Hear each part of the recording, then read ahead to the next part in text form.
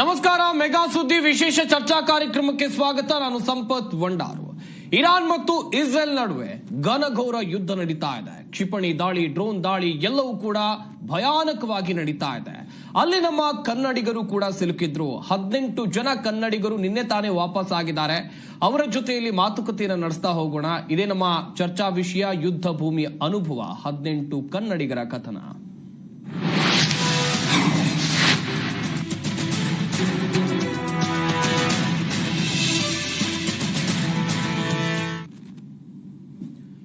Iran ಮತ್ತು Israel ನಡುವೆ ಘನಘೋರ ಯುದ್ಧ ನಡೀತಾ ಇದೆ ಅಂತ ನಾನು ಆಗ್ಲೇ ಹೇಳಿದೆ. ಯುದ್ಧ ಭೂಮಿ ಹೇಗಿರಬಹುದು, ಒಂದು ದೇಶ ಮತ್ತೊಂದು ದೇಶದ ದಾಳಿ ಮಾಡುವಂತ ಸಂದರ್ಭದಲ್ಲಿ ಅಲ್ಲಿನ ಪರಿಸ್ಥಿತಿ ಹೇಗಿರಬಹುದು, ಯುದ್ಧ ಭೂಮಿ ಇಸ್ರೇಲ್ ಹೇಗಿದೆ, ಪ್ರತ್ಯಕ್ಷ ದರ್ಶಿಗಳ ಕಥನ, ರಣರಂಗ ಕಂಡಂತ 18 ಕನ್ನಡಿಗರು ಸತ್ಯಾಂಶವನ್ನ ಹೇಳಲಿದ್ದ ಅಲ್ಲಿ ಏನಾಗ್ತಿದೆ ಎನ್ನುವುದಾಗಿ.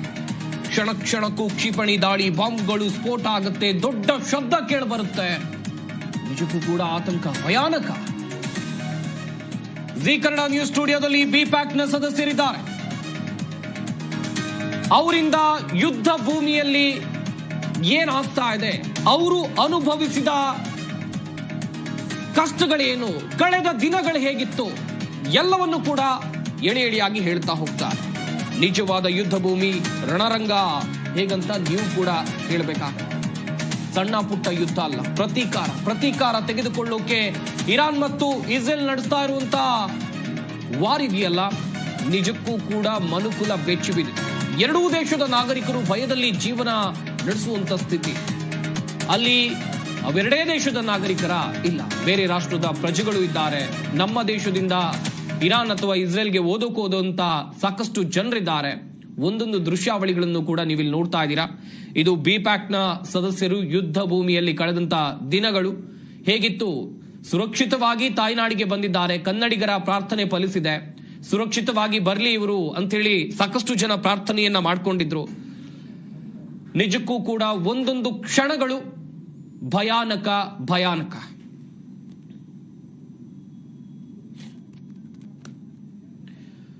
ಹಾಗೇನೆ ಇವರೆಲ್ಲರೂ ಇಸ್ರೇಲ್ಗೆ ಅಧ್ಯಯನಕ್ಕಂತೇಳಿ ತೆರಳಿತು.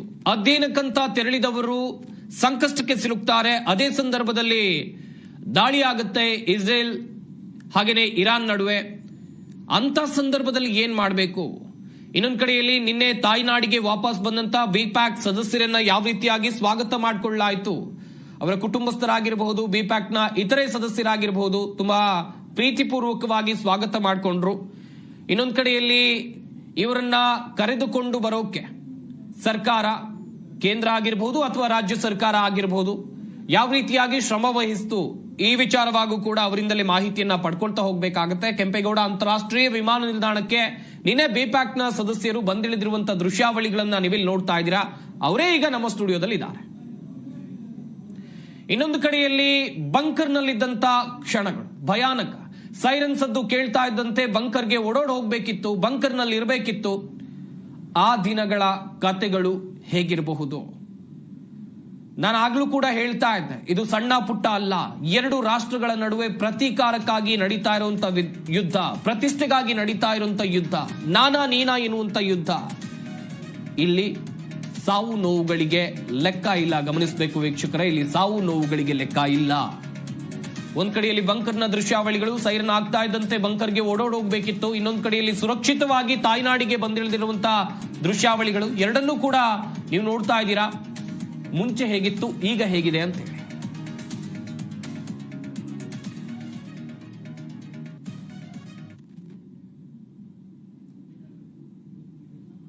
ಯುದ್ಧ ಭೂಮಿಯಲ್ಲಿ ಕಳೆದಂತ ಒಂದೊಂದು ಗಳಿಗೆ ಇದೆಯಲ್ಲ, ನಿಜಕ್ಕೂ ಘನಘೋರ. ನಾನು ಆಗ್ಲೇ ಹೇಳ್ತಾ ಇದ್ದೆ, ಬಿಪ್ಯಾಕ್ ನ ಸದಸ್ಯರು ನಮ್ಮ ಸ್ಟುಡಿಯೋದಲ್ಲಿ ಇದ್ದಾರೆ ಅಂತೇಳಿ. ಅವ್ರನ್ನ ಈ ಕಾರ್ಯಕ್ರಮಕ್ಕೆ ವೆಲ್ಕಮ್ ಮಾಡ್ಕೊಳ್ತಾ ಹೋಗೋಣ. ಮೊದಲನೇದಾಗಿ ಬಿಪ್ಯಾಕ್ ನ ನಾಗರಿಕರಾಗಿರುವಂತ ಸಂಪತ್ ಅವರು ನಮ್ಮ ಜೊತೆ ಇದ್ದಾರೆ. ಸರ್ ನಮಸ್ಕಾರ, ಕಾರ್ಯಕ್ರಮಕ್ಕೆ ಸ್ವಾಗತ. ನಮಸ್ಕಾರ. ಹಾಗೇನೆ ಬಿಪ್ಯಾಕ್ ನಾಗರಿಕ ನಾಯಕರಾಗಿರುವಂತ ಮಾಧುರಿ ಸುಬ್ಬಾರಾವ್ ಅವರು ಕೂಡ ನಮ್ಮ ಈ ಕಾರ್ಯಕ್ರಮದಲ್ಲಿದ್ದಾರೆ. ಮೇಡಮ್ ನಮಸ್ಕಾರ, ಕಾರ್ಯಕ್ರಮಕ್ಕೆ ಸ್ವಾಗತ. ಬಿಪ್ಯಾಕ್ ಸಂಯೋಜಕರಾಗಿರುವಂತ ರಾಘವೇಂದ್ರ ಅವರು ನಮ್ಮ ಈ ಕಾರ್ಯಕ್ರಮದಲ್ಲಿದ್ದಾರೆ. ಸರ್ ನಮಸ್ಕಾರ, ಕಾರ್ಯಕ್ರಮಕ್ಕೆ ಸ್ವಾಗತ. ರಾಘವೇಂದ್ರ ಸರ್, ಸಾಕಷ್ಟು ಜನ ಪ್ರಾರ್ಥನೆಯನ್ನ ಮಾಡ್ಕೊಂಡ್ರು. ನಿಮ್ಮ ಕುಟುಂಬ ವರ್ಗದವರಾಗಿರ್ಬಹುದು, ಕನ್ನಡಿಗರಾಗಿರ್ಬಹುದು, ಸಾಕಷ್ಟು ಜನ ಪ್ರಾರ್ಥನೆಯನ್ನ ಮಾಡ್ಕೊಂಡಿದ್ರು. ಒಂದು ಯುದ್ಧ ಭೂಮಿ ಅಂತ ಹೇಳಿದ್ರೆ ತಮಾಷೆ ಮಾತಲ್ಲ ಅದು. ನಿಜಕ್ಕೂ ಕೂಡ ಎರಡು ರಾಷ್ಟ್ರಗಳ ನಡುವೆ ಪ್ರತಿಷ್ಠೆಗಾಗಿ ನಡೀತಾ ಇರುವಂತ ಕದನ. ಆ ದಿನಗಳು ಹೇಗಿತ್ತು ಸರ್? ಮೆಲ್ಕು ಹಾಕ್ತಾ ಹೋಗೋದಾದ್ರೆ ನೀವು ಎಷ್ಟು ಜನ ಹೋಗಿದ್ರಿ, ಯಾತಕ್ಕಾಗಿ ಹೋಗಿದ್ರಿ? ಮೊದಲನೇದಾಗಿ ನಾವು ಜೂನ್ 7ನೇ ತಾರೀಕು ಬೆಂಗಳೂರಿಂದ ಬಿಟ್ಟು ಅಲ್ಲಿಗೆ ಹೋಗಿದ ಉದ್ದೇಶ ಏನಂದ್ರೆ ಸ್ಟಡಿ ಟೂರ್ ಅಂತ ಹೇಳ್ಬಿಟ್ಟು ಅಲ್ಲಿನ ಟೆಕ್ನಾಲಜಿ, ಅಲ್ಲಿನ ಸ್ಟಾರ್ಟ್ಅಪ್ ಯಾವ ರೀತಿ ಇದೆ, ಅಲ್ಲಿನ ವಾಟರ್ ಮ್ಯಾನೇಜ್ಮೆಂಟ್ ಯಾವ ರೀತಿ ಇದು ಮಾಡ್ತಿದ್ದಾರೆ, ಅಲ್ಲಿನ ಟ್ರಾಫಿಕ್ ಮ್ಯಾನೇಜ್ಮೆಂಟ್ ಇದು ಮಾಡ್ತಿದ್ದಾರೆ. ಯಾಕಂತ ಹೇಳಿದ್ರೆ ಬಹಳಷ್ಟು ದೇಶಗಳಿಗಿಂತ ಅದು ಅಡ್ವಾನ್ಸ್ ಇದೆ, ತುಂಬಾ ಅಡ್ವಾನ್ಸ್ ಇದೆ. ಇದ್ರ ಬಗ್ಗೆ ಎಲ್ಲ ಸ್ಟಡಿ ಮಾಡ್ಕೋಬೇಕು. ಒಂದು ಯುದ್ಧ ಭೂಮಿ ಆಗಿದ್ದಂತಹ ದೇಶ ಹೇಗೆ ಒಂದು ಸ್ಟಾರ್ಟ್ಅಪ್ ನೇಷನ್ ಆಯ್ತು, ಯಾವ ರೀತಿ ಅವರು ಟೆಕ್ನಾಲಜಿನ ತಗೊಂಡಿದ್ದಾರೆ, ಯಾವ ರೀತಿ ಅವರ ದಿನ ಬಳಕೆಗೆ ಯಾವ ರೀತಿ ಟೆಕ್ನಾಲಜಿನ ಯೂಸ್ ಮಾಡಿಕೊಂಡು ಬರೀ ಇಸ್ರೇಲ್ ದೇಶಕ್ಕಲ್ಲ ಇಡೀ ಪ್ರಪಂಚಕ್ಕೆ ಅವರು ಸರ್ವಿಸಸ್ ನ ಕೊಡ್ತಾ ಇದ್ದಾರೆ. ಇದ್ರ ಬಗ್ಗೆ ಎಲ್ಲ ತಿಳಿಬೇಕು ಅನ್ನೋ ಉದ್ದೇಶದಲ್ಲಿ ನಾವು ಹೋಗಿದ್ದು. ತುಂಬಾ ಚೆನ್ನಾಗಾಯ್ತು. ಅದಾದ್ಮೇಲೆ ಇಸ್ರೇಲ್ ಅಲ್ಲಿ ಆದಂತಹ ದುರಂತಗಳ ಬಗ್ಗೆ ಎಲ್ಲಾನು ಸಹ ತಿಳಿಸ್ಕೊಟ್ರು. ಹಾಲೋಕಾಸ್ಟ್ ಬಗ್ಗೆ ಇರ್ಬೋದು, ಜೊತೆಗೆ ನೋವಾ ಫೆಸ್ಟಿವಲ್ ಅಲ್ಲಿ ಯಾವ ರೀತಿ ಇದಾಯ್ತು, ಇದ್ರ ಬಗ್ಗೆ ಎಲ್ಲ ಸ್ಟಡಿ ಟೂರ್ ಮುಗೀತು ನಮ್ದು. ಇನ್ನೇನ್ ಬೆಳಗ್ಗೆ ಹೋಗ್ಬೇಕು, 3 ಗಂಟೆ ರಾತ್ರಿಗೆ ಹೇಳಿದ್ರು. ಮೊದಲದಾಗಿ ನನಗೆ ಹೇಳಿದ್ರು ಹಿಂಗಾಗಿದೆ, ಇಲ್ಲಿಂದ ಇಸ್ರೇಲ್ಗೆ ಇರಾನ್ ಮೇಲೆ ದಾಳಿ ನಡೆದಿದೆ, ಇರಾನ್ ಮೇಲೆ ದಾಳಿ ಮಾಡಿದೆ, ಅದರಿಂದ ನಮ್ಮ ಮೇಲೂ ದಾಳಿನ ಎಕ್ಸ್ಪೆಕ್ಟ್ ಮಾಡ್ತಾ ಇದೀವಿ, ಎಲ್ಲಾ ಕಡೆ ಸೈರನ್ ಇದೆ, ನಾವು ಹೋಗಂಗಿಲ್ಲ, ಏರ್ಪೋರ್ಟ್ ಕ್ಲೋಸ್ ಆಗಿದೆ ಅಂತ. ಅವಾಗ ಸ್ವಲ್ಪ ತಳಮಳ ಸ್ಟಾರ್ಟ್ ಆಯ್ತು. ಏನಪ್ಪ ಇದು ಯುದ್ಧ ಭೂಮಿ ಅಂತ ಹೇಳಿದ್ರೆ ಇನ್ನು ಎಷ್ಟು ದಿನ ಆಗ್ಬೋದು, ಏನಾಗ್ಬೋದು ಅಂತ ಹೇಳ್ಬಿಟ್ಟು ಅಲ್ಲಿಂದ ಸ್ಟಾರ್ಟ್ ಆಯ್ತು. ಇಲ್ಲಿ ಇದೊಂದು ಫೇಸ್ ಅಂತ ಅನ್ಕೋಬಹುದು. ಇವಾಗೆಲ್ಲ ನಾವು ಸ್ಟಡಿ ಮಾಡಿದ್ದು ಟೂರು, ಲರ್ನಿಂಗ್ಸ್ ಅದೆಲ್ಲ ಅದಾದ್ಮೇಲೆ ಯುದ್ಧದ ಲರ್ನಿಂಗ್ಸೇ ನಮ್ಗೆ ಸ್ಟಾರ್ಟ್ ಆಯ್ತು. ಸೊ ಏನಂತ ಹೇಳಿದ್ರೆ, ಬಟ್ ನಾನು ಹೇಳ್ಬೇಕು, ಆರ್ಲಿ ವೈಟ್ಸ್ಮನ್ ಅಂತ ಹೇಳ್ಬಿಟ್ಟು ಇಸ್ರೇಲ್ ಕಾನ್ಸುಲೇಟ್ ಜನರಲ್ ಇದ್ರಲ್ಲ, ಅವರು ನಮ್ಮನ್ನೆಲ್ಲ ತಾಯಿ ತರ ನೋಡ್ಕೊಂಡ್ರು. ಯಾಕಂತ ಹೇಳಿದ್ರೆ ಅವರು ಅವರ ಮನೇಲಿದ್ದವರು ಡೈರೆಕ್ಟ್ ಆಗಿ ಬಂದ್ಬಿಟ್ಟು ನಮ್ ಜೊತೆ ಹೋಟ್ಲಲ್ಲಿ ತಂಗಕ್ ಸ್ಟಾರ್ಟ್ ಮಾಡಿದ್ರು. ಸೊ ಅದ್ರ ಜೊತೆಗೆ ಎಲ್ಲಿ ಸೈರನ್ ಬಂದು ಅವ್ರಿಗೆಲ್ಲ ಮೆಸೇಜ್ ಬರ್ತಿದೆ, ಅವರೆಲ್ಲ ಇಂಟರ್ನಲ್ ಸೆಕ್ಯೂರಿಟಿ ಇರೋದ್ರಿಂದ ಅವ್ರಿಗೆಲ್ಲ ಮೆಸೇಜ್ ಬರ್ತಿತ್ತು. ಜೊತೆಗೆ ನಮ್ಗೆ ಆದಂತ ಒಂದು ಆಪ್ ನ ಡೌನ್ಲೋಡ್ ಮಾಡಿಸ್ಕೊಟ್ರು, ಒಂದು ಇಸ್ರೇಲಿ ಆಪ್. ಅಲ್ಲಿ ಕ್ಷಿಪಣಿ ದಾಳಿ ಆಯ್ತು ಇರಾನಿಂದ ಅಂತ ಹೇಳಿದ್ರೆ ನಮ್ಗೆ ಇಲ್ಲಿ ಮೆಸೇಜ್ ಬರ್ತದೆ. ಸೊ ಪ್ರೊಟೆಕ್ಟೆಡ್ ಏರಿಯಾ ಪಕ್ಕ ಇರಿ ಅಂತ ಹೇಳ್ಬಿಟ್ಟು, ಪ್ರೊಟೆಕ್ಟೆಡ್ ಏರಿಯಾ ಪಕ್ಕ ಹೋಗ್ಬೇಕಾಗತ್ತೆ. ಅಂದ್ರೆ ಲಿಫ್ಟ್ ಇರುತ್ತೆ. ನಾವಿದ್ದು one of the 5 star hotel, ಅದು ಎರಾಲ್ಸ್ ಅನ್ನೋ ಹೋಟೆಲ್ ಅಲ್ಲಿ ಇದ್ದು, ಅಲ್ಲಿ 7 ದಿನ ಅಲ್ಲೇ ಇದ್ದು ಮತ್ತೆ ಅದನ್ನೇ ಕಂಟಿನ್ಯೂ ಮಾಡ್ತಾರೆ. ನಮ್ಗೆ ನಮ್ಮ ತೆಗೆದು ಯಾವ್ದೋ ಬಂಕರ್ಗೆ ಹಾಕಿದ್ರು. ಬಹಳಷ್ಟು ಜನ ಇಮ್ಯಾಜಿನೇಷನ್ ಅಂದ್ರೆ ನಾವಿನ್ನು ಬಂಕರ್ ಅಲ್ಲೇ ಇದ್ದಿ, ಊಟ ಇಲ್ಲ ತಿಂಡಿ ಇಲ್ಲ ಅಂತಲ್ಲ, ನಾವು ತುಂಬಾ ಚೆನ್ನಾಗೇ ಇದ್ದು ಅಲ್ಲಿ. ಆತರ ನೋಡ್ಕೊಂಡ್ರು. ಅದಾದ್ಮೇಲೆ ಸೀದಾ ಬಂಕರ್ ಅದಾದ್ಮೇಲೆ ಯುದ್ಧ ಸ್ಟಾರ್ಟ್ ಆಗುತ್ತೆ ಅಂತಾಗ ಅವ್ರು ನಮ್ ಜೊತೆನೆ ಇದ್ರು. ನಮ್ ಜೊತೆಗೆ ಇಲ್ಲಿಂದ ಕಾನ್ಸುಲೇಟ್ ಇಂದ ಬಂದಿದ್ದ ರವಿ ಕಿರಣ್ ಅಂತ ಒಬ್ರಿದ್ರು, ಅವರು ಸಹ ನಮ್ ಜೊತೆಗೆ ಇದ್ರು. ನಮ್ ಜೊತೆ ನೋಡ್ಕೊಂಡು ಏನೇನ್ ಆಗ್ತಾ ಇದೆ, ನೆಕ್ಸ್ಟ್ ಸ್ಟೆಪ್ಸ್ ಏನು ಆಗ್ಬೇಕು, ಮೊದಲನೇದಾಗಿ ಏನು ಪ್ಯಾನಿಕ್ ಆಗ್ಬಾರ್ದು ಫಸ್ಟ್. ಸೊ 15 ನಿಮಿಷ ಮುಂಚೆನೆ ನಮ್ಗೆ ಯುದ್ಧ ಆಗ್ತಾ ಇದೆ, ಇನ್ನು ನಮ್ಮ ಮೇಲೆ ಕ್ಷಿಪಣಿ ದಾಳಿ ಆಗ್ಬೋದು ಇಸ್ರೇಲ್ ದೇಶಕ್ಕೆ, ನಾವಿರೋ ಜಾಗದಲ್ಲಿ ಅಲ್ಲಿ ಮೆಸೇಜ್ ಬರುತ್ತೆ. ಟೆಲ್ ಅವೀವ್ ಅಲ್ಲಿ ಆಗ್ತಾ ಇದೆ, ಜೆರೂಸಲಂ ಅಲ್ಲಿ ಆಗ್ತಾ ಇದೆ, ಜಾಫಾದಲ್ಲಿ ಆಗ್ತಾ ಇದೆ ಅಂತ ಅವೆಲ್ಲ ಮೆಸೇಜ್ ಬರ್ತದೆ. ನಾವು ಲಿಫ್ಟ್ ಪಕ್ಕ ಇರುವಂತಹ ಸ್ಟೇರ್ ಕೇಸ್ ಇದೆಯಲ್ಲ, ಸ್ಟೇರ್ ಕೇಸ್ ಹಿಡ್ಕೊಂಡು ಹೋಗ್ತೀವಲ್ಲ, ನಾನಿದ್ದು 14ನೇ ಫ್ಲೋರ್ ಅಲ್ಲಿ, ಸಂಪತ್ ಸರ್ ಮಾಧುರಿ 15ನೇ ಫ್ಲೋರ್ ಅಲ್ಲಿ ನಡ್ಕೊಂಡು ಹೋಗ್ಬೇಕಾದ್ರೆ ಅದೇ ಪ್ರೊಟೆಕ್ಟೆಡ್ ಏರಿಯಾ ನಮ್ಗೆ. ಸೊ ಇವಾಗ ಅಲ್ಲಿ ವಿಜುವಲ್ಸ್ ನೋಡಿದ್ವಲ್ಲ, ಅದೆಲ್ಲ ಪ್ರೊಟೆಕ್ಟೆಡ್ ಏರಿಯಾದಲ್ಲಿ ಅಲ್ಲಿಂದ ನಡ್ಕೊಂಡು ಅಲ್ಲೇ ಕೂತ್ಕೋಬಹುದು, ಇಲ್ಲಾಂದ್ರೆ ಅಲ್ಲೇ ನಡ್ಕೊಂಡು ಸೀದಾ ಬಂಕರ್ಗೆ ಹೋಗ್ಬೇಕಾಗತ್ತೆ. ಬಂಕರ್ -2 -3 ಅಲ್ಲಿ ಇರೋದು ಬಂಕರ್. ಅಲ್ಲಿಗೆ ಹೋಗಿ ಆರಾಮಾಗಿ ಕೂತ್ಕೊಂತಿದ್ದು. ನಾವು ಅಲ್ಲೇ ಇರ್ತಾ ಇರ್ಲಿಲ್ಲ. ಯುದ್ಧ ಸೈರನ್ ಬರ್ತಿತ್ತು, ಅಲ್ಲಿ ಹೋಗ್ತಿತ್ತು, ಕ್ಷಿಪಣಿ ದಾಳಿಗಳು ನಡೀತಾ ಇದ್ವು ಅಂತ ಹೊರಗಡೆ ಗೊತ್ತಾಗ್ತಿತ್ತು. ಬಂದ್ ನೋಡಿದಾಗ ಅಲ್ಲಿ ಇಲ್ಲಿ ಆ ಕಡೆ ಮೇಲ್ಗಡೆ ಬಾಲ್ಕನಿ ನಿಂತ್ಕೊಂಡು ನೋಡಿದಾಗ ಅಲ್ಲಿ ಇಲ್ಲಿ ಹೊಗೆ ಕಾಣ್ತಿತ್ತು. ಸೊ ಬಟ್ ನಾವಿದ್ದ ಏರಿಯಾ ಪ್ರೊಟೆಕ್ಟೆಡ್ ಆಗಿತ್ತು. ಜೊತೆಗೆ ಒಂದು 15 ನಿಮಿಷ ಒಂದು ಅರ್ಧ ಗಂಟೆ ಇರ್ತಿದ್ದು. ಅಲ್ಲೂ ನಾವು ಕನ್ನಡದ ಕಂಪನ್ನ ಅಪಸಿರಿಸುತ್ತಾ ಹಾಡಾಡ್ಕೊಂಡು ಎಲ್ರಿಗೂ ಸಹ ಕನ್ನಡ ಹೇಳ್ಕೊಂಡು ಅವ್ರಿಗೆಲ್ಲ ಇದ್ ಮಾಡ್ಕೊಂಡು ಅದಾದ್ಮೇಲೆ ನಾವು ಮೇಲ್ಗಡೆ ಬರ್ತಿದ್ದು, ಆರಾಮಾಗಿರ್ತಿದ್ದು. ಮತ್ತೇನಾದ್ರು ಸೈರನ್ ಬಂತು ಅಂತೇಳಿ, ಸೈರನ್ ಬಂದಾಗ ಅದು ಟಾಕ್ಸಿಕ್ ಸಿಚುವೇಶನ್, ಭಯ ಆಗ್ತಿತ್ತು, ಸುಳ್ಳಲ್ಲ. ನಾವೇನೇ ಹೇಳ್ಬೋದು, ಮನೆಯವ್ರಿಗೆಲ್ಲ ನಾವ್ ಹೇಳ್ಬೋದು ನಾವಿಲ್ಲಿ ಆರಾಮಾಗಿದ್ದೀವಿ ಅಂತ. ಅಲ್ಲಿ ನಾವು ಇಲ್ಲಿ ಭಾರತದಲ್ಲಿರುವಂತ ನಮ್ಮ ಫ್ಯಾಮಿಲಿ ಫ್ರೆಂಡ್ಸ್ ಆರಾಮಾಗಿದ್ರೆ ನಾವ್ ಇನ್ನೂ ಅಲ್ಲಿ ಆರಾಮಾಗಿರ್ತೀವಿ. ಇಲ್ಲ ಅಂತ ಹೇಳಿದ್ರೆ ಅಲ್ಲಿ ನಾವೇ ಇಲ್ಲಿ ಭಯ ಆಗಿದೀವಿ ಅಂತ ಹೇಳಿದ್ರೆ ಇಲ್ಲಿ ಅವ್ರು ಆರಾಮಾಗಿರಲ್ಲ. ಅದಕ್ಕೋಸ್ಕರ ಅವ್ರಿಗೆಲ್ಲ ಶೇರ್ ಮಾಡ್ಕೊಂಡು ಅಲ್ಲಿದ್ದು. But this a life time experience. ನಾನೇನ್ ಹೇಳದ, ಬಟ್ ಬಾಲ್ಕನಿ ನಿಂತ್ಕೊಂಡು ನೋಡಿದ್ರೆ ನಮ್ಗೆ ಕಾಣಿಸ್ತಾ ಇತ್ತು ಮಿಸೈಲ್ಸ್ ಹೆಂಗ್ ಹೋಗುತ್ತೆ ಅಂತ ಹೇಳ್ಬಿಟ್ಟು. ಸೊ ಮಿಸೈಲ್ಸ್ ಬಂದು ಅಲ್ಲಿಂದ ಬಂದಿದ್ ಮಿಸೈಲ್ಸ್ ನ ಇಂಟರ್ಸೆಪ್ಟ್ ಯಾವ ರೀತಿ ಮಾಡ್ತಿದ್ರು ಅಂತ ನಾವು ನೋಡ್ತಿದ್ವು. That is like next level experience, I can say that. Yes Madhuri ಅವರೇ, ನಾನು ಆಗ್ಲೂ ಕೂಡ ಮೆನ್ಷನ್ ಮಾಡಿ ಹೇಳ್ತಾ ಇದ್ದೆ, ಯುದ್ಧ ಭೂಮಿ ತಮಾಷೆ ಮಾತಲ್ಲ, ಅಲ್ಲ ಆಗ್ತಾ ಇರುವಂತ ಬೆಳವಣಿಗೆಗಳ ಬಗ್ಗೆ ನಾವು ಇಲ್ಲಿ ನೋಡ್ತಾ ಇದೀವಿ, ನೀವು ಅಲ್ಲೇ ಇದು ನೋಡಿದೀರಾ. ಆ ಎಕ್ಸ್ಪೀರಿಯನ್ಸ್ ಗಳನ್ನ ಹೇಳ್ತಾ ಹೋಗೋದಾದ್ರೆ ಮೇಡಮ್. ಸೊ ಆಕ್ಚುಲಿ ನನ್ನ ಪರ್ಸನಲ್ ಎಕ್ಸ್ಪೀರಿಯನ್ಸ್ ಏನಂತ ಹೇಳಿದ್ರೆ, ಅಲ್ಲಿ ಹೋಗಿ ನಾವು ಏನ್ ಫಸ್ಟ್ ವೀಕ್ ಅಂತ ಕಲ್ತ್ಕೊಂಡ್ವಲ್ಲ, ಅದು ಬೇರೆ ತರ ಲರ್ನಿಂಗ್ ಇತ್ತು. ಸೆಕೆಂಡ್ ವೀಕ್ ಅನ್ನೋ ಲರ್ನಿಂಗು ಅದು ಆಲ್ಮೋಸ್ಟ್ ಕಾಂಟ್ರಾಸ್ಟ್ ಲರ್ನಿಂಗ್ ಆಗ್ಬಿಡ್ತು.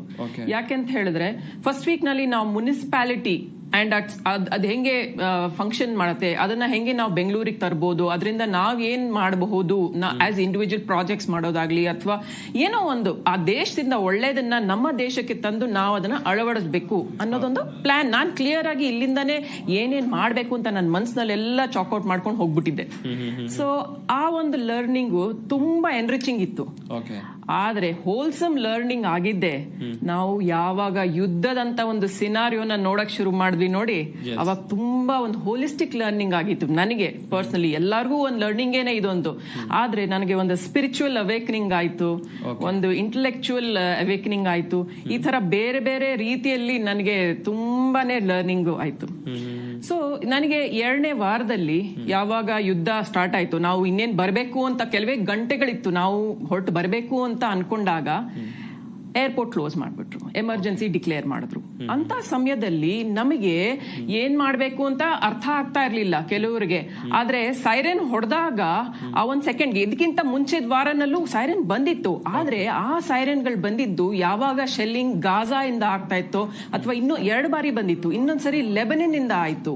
ಈ 2 ಬಾರಿ ಸೈರನ್ ನಮ್ಗೆ ಹೊಡೆದಿದ್ ಕೇಳಿಸಿತ್ತು ಅಂಡ್ ನಾವ್ ಏನು ಅಷ್ಟು ರಿಯಾಕ್ಟ್ ಮಾಡಿರ್ಲಿಲ್ಲ. ಬಿಕಾಸ್ ನಮಗೆ ಅವ್ರಿಗೂ ಗೊತ್ತಿರ್ಲಿಲ್ಲ ದಟ್ ಈ ನೆಕ್ಸ್ಟ್ ವಾರ ಬರುವಂತ ಯುದ್ಧದಲ್ಲಿ ಇಷ್ಟು ಇಂಪ್ಯಾಕ್ಟ್ ಇರುತ್ತೆ, ಇಷ್ಟು ಜನ ಮನೆ ಕಳ್ಕೊಳ್ತಾರೆ, ಇಷ್ಟು ಜೋರಾಗಿ ಯುದ್ಧ ಆಗತ್ತೆ ಅನ್ನೋದು ಅವ್ರಿಗೂ ಗೊತ್ತಿರ್ಲಿಲ್ಲ ನಮಗೆ ಹೇಳ್ಕೊಡೋದಿಕ್ಕೆ.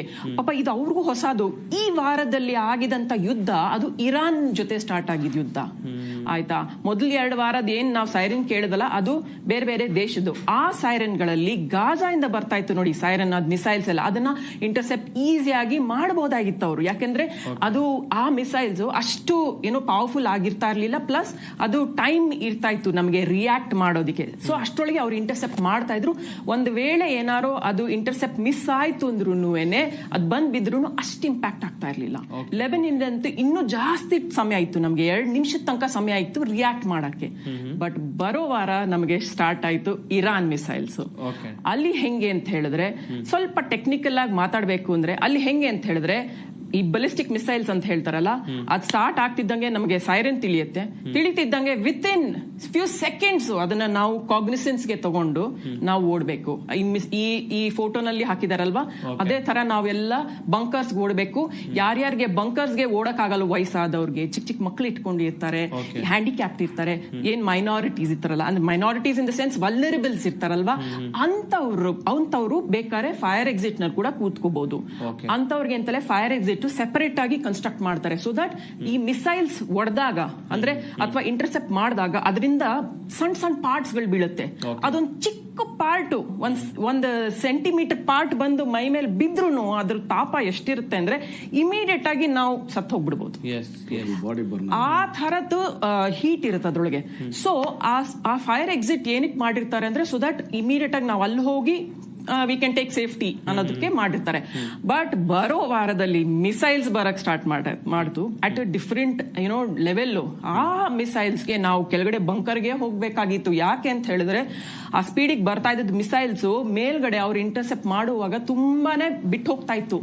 ಅಂಡ್ ಫಾಸ್ಟ್ ಪೇಸ್ಡ್ ಆಗಿ 100 ಮಿಸೈಲ್ಸ್ ಬರ್ತಾ ಇತ್ತು ಇರಾನ್ ಇಂದ.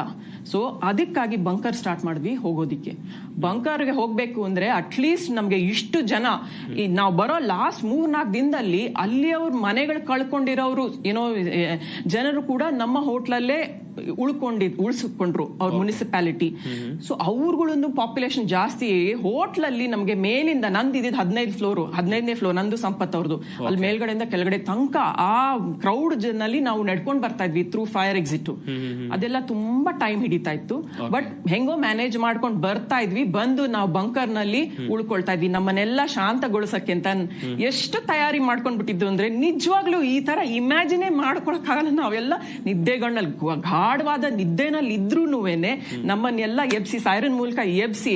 ಸೈರನ್ ಅಂದ್ರೆ ಬರೀ ಮೊಬೈಲ್ ಆಪ್ ಒಂದು ಸೈರನ್ ಅಲ್ಲ, ಒಂದು ಮೆಸೇಜ್ ಬರೋದು, ಆಮೇಲೆ PA ಸಿಸ್ಟಮ್, ಪಬ್ಲಿಕ್ ಅನೌನ್ಸ್ಮೆಂಟ್ ಅಂತ ಒಂದು ಸೈರನ್ ಎಲ್ಲಾ ಕಡೆ ಪ್ರತಿ ಏರಿಯಾದಲ್ಲೂ ಹಾಕ್ಬಿಟ್ಟಿರ್ತಾರೆ.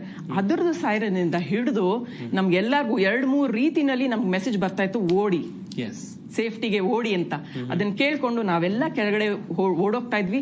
ಅದ್ರ ಜೊತೆ ನಮಗೆ ಕೆಳಗಡೆ ಹೋಗ್ತಿದ್ದಂಗೆ ನಾವೆಲ್ಲ ಸಖತ್ ಪ್ಯಾನಿಕ್ ಆಗ್ಬಿಡ್ತಾ ಇದ್ವಿ. ನಿದ್ದೆ ಬೇರೆ, ದಿನಗಟ್ಲೆ ನಿದ್ದೆ ಇಲ್ಲ. ಅದನ್ನೆಲ್ಲ ನಾವು ತಡೆದಿದ್ದೀವಿ. ಪಾಪ ಪ್ರತಿ ಸರಿ ಹೋದಾಗ್ಲೂ ನಮಗೆ ಅವರು ಐಸ್ ಕ್ರೀಮ್ ಕೊಡೋರು. ಯಾಕೆಂದ್ರೆ ಸ್ವಲ್ಪ ನಮ್ಮನ್ನ ಕಾಮ್ ಮಾಡ್ಬೇಕಲ್ವಾ, ಎಲ್ಲರೂ ಪ್ಯಾನಿಕ್ ಸ್ಟೇಟ್, ನಿದ್ದೆ ಇಲ್ಲ, ಈ ತರ ಸ್ಟೇಟ್ ನಲ್ಲಿ ನಮ್ಮನ್ನೆಲ್ಲ ಕಾಮ್ ಮಾಡೋದಕ್ಕಿಂತ ತುಂಬಾ ನಮ್ಗೆ ಫೆಸಿಲಿಟಿ ಕೊಟ್ರು. ನಮ್ಗೆ ಏನೇನ್ ಮಾಡ್ಬೇಕು ಎಲ್ಲ ನೋಡ್ಕೊಂಡ್ರು. ತುಂಬಾ ಚೆನ್ನಾಗಿ ನಮ್ಮ ಆರ್ಲಿ ಮೇಡಮ್ ನಮ್ ಜೊತೆ ಪ್ರತಿ ಸರಿನೂ ಬಂದು ಕೂತ್ಕೊಳ್ಳೋರು, ನಮ್ಗೆ ಮೆಸೇಜ್ ಹಾಕೋರು, ಆಯ್ತು ಇವಾಗ ಯೋಚನೆ ಮಾಡ್ಬೇಡಿ, ಇನ್ನ ನೀವು ಮೇಲ್ ಹೋಗಿ ಅಂತ ನಮ್ಗೆ ಮೆಸೇಜ್ ಹಾಕೋರು. ಇಸ್ರೇಲ್ ಎನ್ನುವಂತಹ ಪುಟ್ಟ ರಾಷ್ಟ್ರ, ಸುತ್ತಲೂ ಶತ್ರುಗಳು, ಆತಂಕ, ಕಟ್ಟಿಟ್ಟ ಬುತ್ತಿ ಎನ್ನುವಂಥದ್ದು ಗೊತ್ತಿತ್ತು. ಅವರು ಕೂಡ ಯುದ್ಧ ಸನ್ನದ್ಧವಾಗಿದ್ರು. ಹೀಗೆ ಇಸ್ರೇಲ್ ಯಾವ ರೀತಿಯಾಗಿ ಪರಾಕ್ರಮವನ್ನ ಪ್ರತಿಯೊಂದು ಯುದ್ಧದಲ್ಲಿ ತೋರ್ತಾ ಇದೆ ಎನ್ನುವಂತಹ ವಿಚಾರ ನಿಮ್ಮೆಲ್ಲರಿಗೂ ಕೂಡ ಗೊತ್ತಿದೆ. ಹಾಗೇನೆ ಇಸ್ರೇಲ್ ಮತ್ತು ಇರಾನ್ ನಡುವೆ ನಡೀತಾ ಇರುವಂತಹ ಕ್ಷಿಪಣಿ ದಾಳಿ, ಅಲ್ಲಿದ್ದಂತ ಕನ್ನಡಿಗರು ವಾಪಸ್ ಆಗಿದ್ದಾರೆ, ನಮ್ಮ ಸ್ಟುಡಿಯೋದಲ್ಲಿ ಇದ್ದಾರೆ, ಈಗಾಗಲೇ ಸಾಕಷ್ಟು ಮಾಹಿತಿಯನ್ನ ಹಂಚಿಕೊಳ್ತಾ ಇದ್ರು. ಹಾಗೇನೆ ಮತ್ತೊಬ್ರು ಬಿಪ್ಯಾಕ್ ನ ನಾಗರಿಕ ನಾಯಕರು ನಮ್ಮ ಜೊತೆ ಜಾಯ್ನ್ ಆಗಿದ್ದಾರೆ, ಶ್ರೀಶಾ ಭಾರದ್ವಾಜ್ ಅವರು. ಸರ್ ನಮಸ್ಕಾರ, ಕಾರ್ಯಕ್ರಮಕ್ಕೆ ಸ್ವಾಗತ. ಮುಂದಿನ ಹಂತದಲ್ಲಿ ನಿಮ್ಮಿಂದ ಮಾಹಿತಿಯನ್ನು ಪಡ್ಕೊಳ್ತಾ ಹೋಗ್ತೀನಿ. ಸಂಪತ್ ಅವರೇ, ಒಂದ್ ಕಡೆಯಲ್ಲಿ ನಾನು ಆಗ್ಲೂ ಕೂಡ ಹೇಳ್ತಾ ಇದ್ದೆ, ಸುತ್ತಲೂ ಶತ್ರುಗಳಿರುವಂತ ರಾಷ್ಟ್ರ ಅದು, ಆದ್ರೂ ಕೂಡ ಅದು ಬೆಳೀತಾ ಇದೆ. ಅಲ್ಲಿರುವಂತ ಸ್ಟಾರ್ಟ್ಅಪ್ ಆಗಿರಬಹುದು, ಅಲ್ಲಿರುವಂತ ಯೋಜನೆಗಳಾಗಿರಬಹುದು, ಅಲ್ಲಿರುವಂತ ಕೃಷಿ ಆಗಿರಬಹುದು, ಜಗತ್ತೇ ನಿಬ್ಬೆರಗಿನಿಂದ ನೋಡುತ್ತೆ ಅಂತ ರಾಷ್ಟ್ರ ಅದು. ನೀವು ಅಲ್ಲಿಗೆ ಎಷ್ಟು ದಿನಗಳ ಪ್ಲಾನ್ ಗಳಿಗೆ ಹೋಗಿದ್ರಿ? ಆಮೇಲೆ ಏನೆಲ್ಲ ಆಯ್ತು? ನೀವು ಬರ್ಬೇಕಿದ್ದ ದಿನ ಯಾವುದು? ಎಷ್ಟು ದಿವಸ ಡಿಲೇ ಆಯ್ತು? ನಾವು ಹೋಗಿದ್ದು 6 ದಿವಸ ಟ್ರೈನಿಂಗ್ ಪ್ರೋಗ್ರಾಮ್ಗೆ ಹೋಗಿದ್ದು. 5 ದಿವಸ ಪರ್ಫೆಕ್ಟ್ ಆಗಿ ಆಯ್ತು. 6ನೇ ದಿವಸ ಕೂಡ ಮುಗೀತು. 7ನೇ ದಿವಸ ನಾವು ಬರೋ ಟೈಮಲ್ಲಿ ಈ ಪ್ರಾಬ್ಲಮ್ ಆಗಿದ್ದು. ಬಟ್ ಆದ್ರೆ ಅಂತ ಒಂದು ದೇಶಗಳಿಗೆ ಈ ತರ ಒಂದು ಆತಂಕ ಬರಬಾರ್ದು.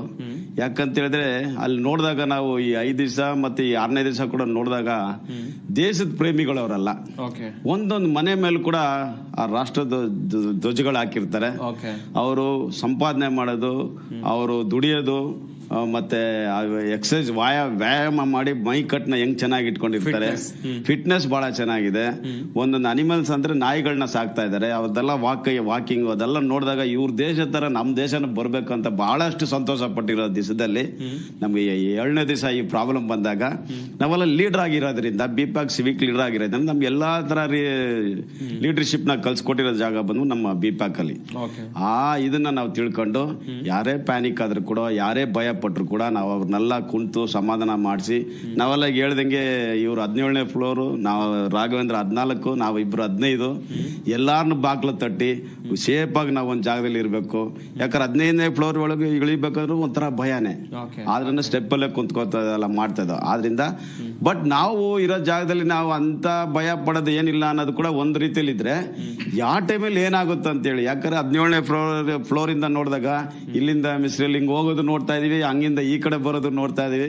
ಆ ತರ ನೋಡಿದಾಗ ಎಲ್ಲೋ ಕ್ರಾಸ್ ಆಗುತ್ತಾ, ಎಲ್ಲೋ ನಮ್ಮ ಮೇಲೆ ಬೀಳುತ್ತಾ ಅಂತ ಅದೊಂದೆಲ್ಲ ಆತಂಕ ಆಯ್ತು. ಆದ್ರೂ ಕೂಡ ಏನೇ ಒಂದು ತೊಂದರೆ ಇಲ್ಲದೆ ನಾವು 18 ಜನ ಹೆಂಗ್ ಹೋದೋ ಅದೇ ರೀತಿಲಿ ನಾವು ವಾಪಸ್ ಬಂದೋ. ಭಾರತ ಸರ್ಕಾರ ಮತ್ತೆ ನಮ್ಮ ಇಸ್ರೇಲ್ ಸರ್ಕಾರ ಎರಡನ್ನೂ ತಂಡನೂ ನಮ್ಗೆ ಬಹಳಷ್ಟು ಕೇರ್ ತಗೊಳ್ತು. ಒಂದು ದಿವಸ ನಮ್ಗೆ ಖರ್ಚು ವೆಚ್ಚ ಅಂದ್ರೆ ಒಬ್ಬನಿಗೆ 30,000 ರೂಪಾಯಿ. ಆ ತರ ನಾವು 20 ಜನ ಇದ್ದೋ. ನಮ್ಗೆ 6 ದಿವಸ ಎಕ್ಸ್ಟ್ರಾ 6 ದಿವಸ ಕೊಡೋ ಅದೇ ರೂಮು. ಒಂದ್ ರೂಮಲ್ಲಿ 2 ಜನ ಉಳ್ಕೋಬಹುದು. ಆದ್ರೂ ನಮ್ಗೆ ಒಂದೇ ರೂಮ್ ಕೊಟ್ಟು ಮತ್ತೆ ಏನ್ ಊಟ ನಾವು ತಿಂತಾ ಇದೀವಿ ಅದೇ ಊಟನ ಎಲ್ಲಾರ್ಗು ಕೊಟ್ರು.